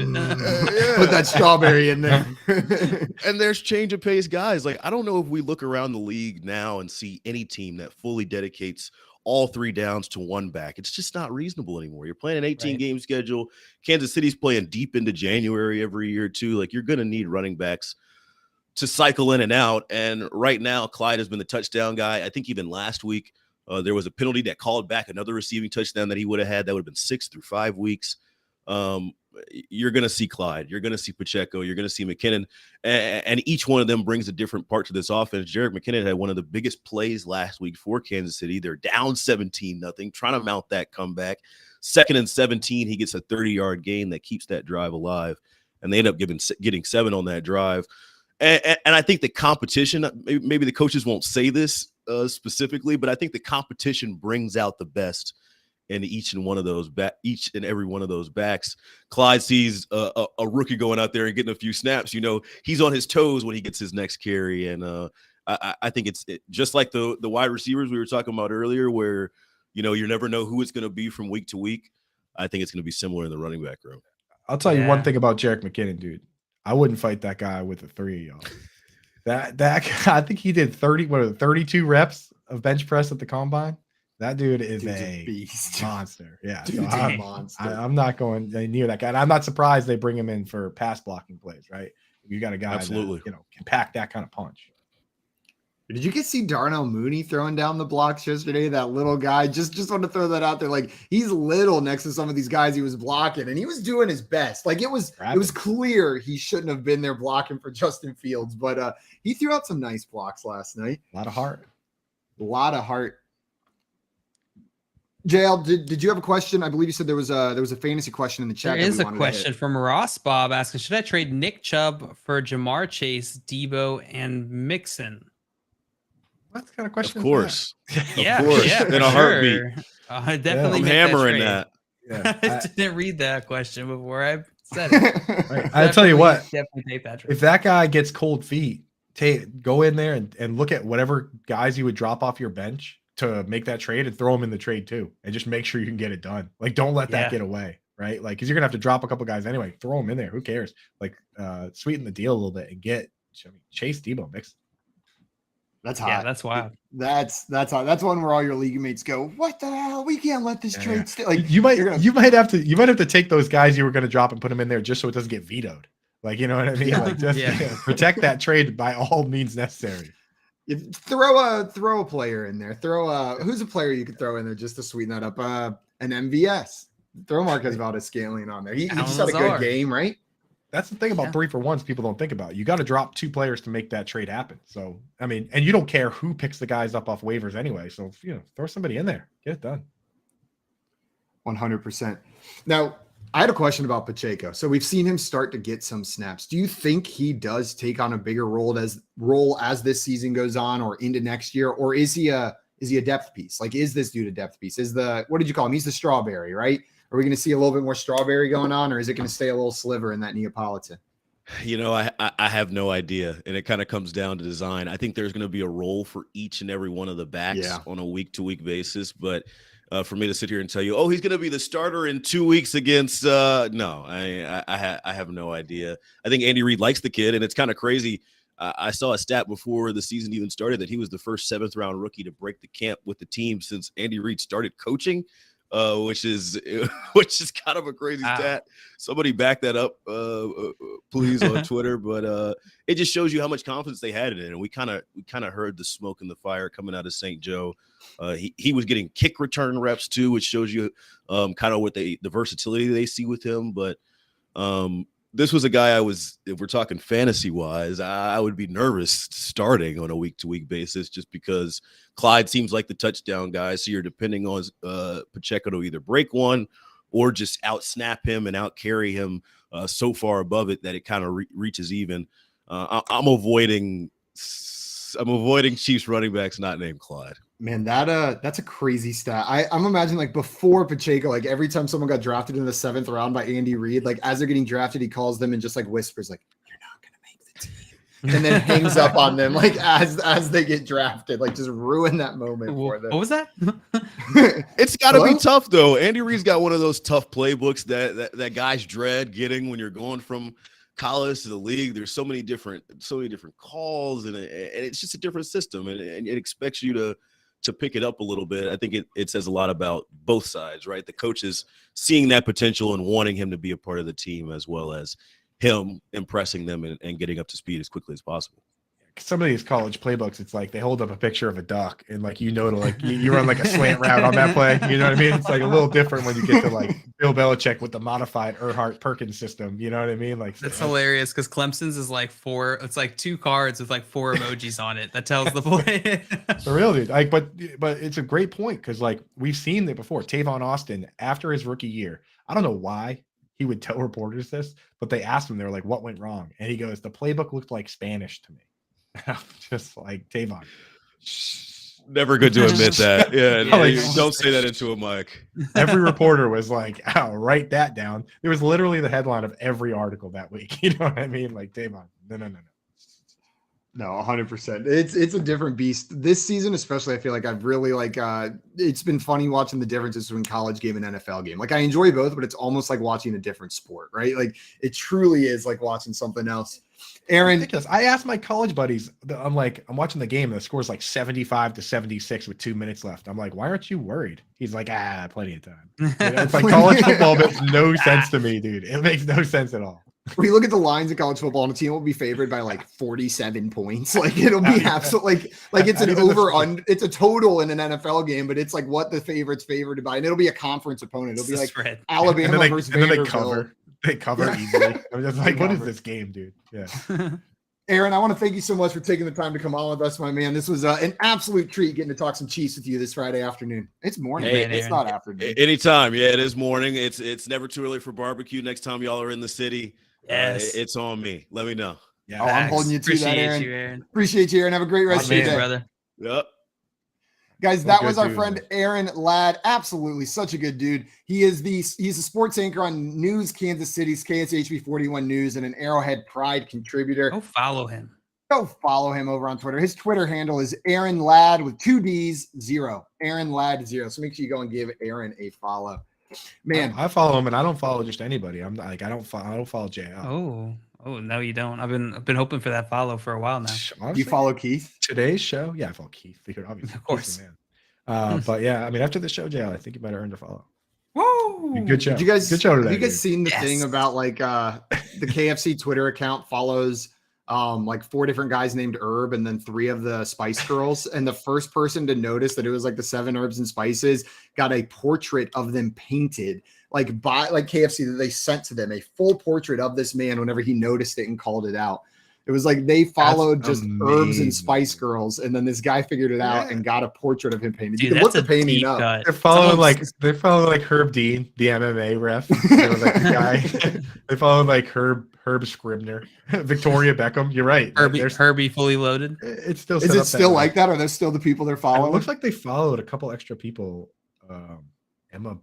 I don't know why they follow 11 people now, but the first 7 it's people 11 herbs and spices. That's why. 11 herbs. It's 11 okay. herbs and spices. So it's probably the rest 7 are all herbs Spice and Girls. 5 Spice Girls or something like that. Yep. Scary Spice. Oh yeah, that's 100% the case. Phenomenal. Tommy's saying that is brilliant. Yeah, I love when companies do stuff like that. Like that's the best whenever they hide little things like that. It's incredible. Like, do you remember when Cards Against Humanity bought an island and you could like buy a chunk of the island just by buying a card? Like they said you could be a landowner of your own private island just by purchasing like this additional pack from them that came with a card that had like a deed to a 1 square foot parcel of land on the Cards Against Humanity island. Genius, dude. Did you see what the most recent one was? No, I haven't seen the most recent one. You buy a jar of crab mayonnaise. Are they selling crab mayonnaise, dude? And somebody is this Cards Against Humanity? Cards Against Humanity, yeah. Their newest expansion pack is crab mayonnaise, and like somebody bought it and they opened it up and it actually has crab mayonnaise in it. And what is crab mayonnaise? It's disgusting. But when you dig your fingers into the juicy, slippery crab mayonnaise, there's a pack of cards in there that you have to wash off. You have to like rinse it off and open them up. Yeah, there's no way. Good. I will just not play your game. Crab mayonnaise is not a real thing, dude. Cards Against Humanity is one of those games where like I don't really like the game, but I love the company. You know what I mean? Like I think they're really fun with what they do, but not a huge fan of that game. Also, Coop, great idea. It's funny the first time. And then the second time and third time, you're I can only hear like clam mayonnaise, not crab. Oh, even better with the clam mayonnaise over there. Guys, I want to thank everyone for tuning in and hanging out with us this morning. Coop, I hope you enjoyed your Friday morning bachelor party here, and congratulations this weekend. We'll all be thinking about you as you go tie the knot. Happy birthday. Happy birthday. It's Coop's birthday again this weekend. Thanks, we will be back on Monday, but before then, if you want to hang out with us this weekend, we're going to be live. The Fantasy Alarm Show is from 9 to 11 a.m. Eastern time on Sunday. And then JL and I will be live with our friend Joey Wright from 11 to 1 p.m. Eastern time, pre-gaming with Front Yard Fantasy. Until Sunday, though, we are out of here. Enjoy your weekend. See you later, everyone.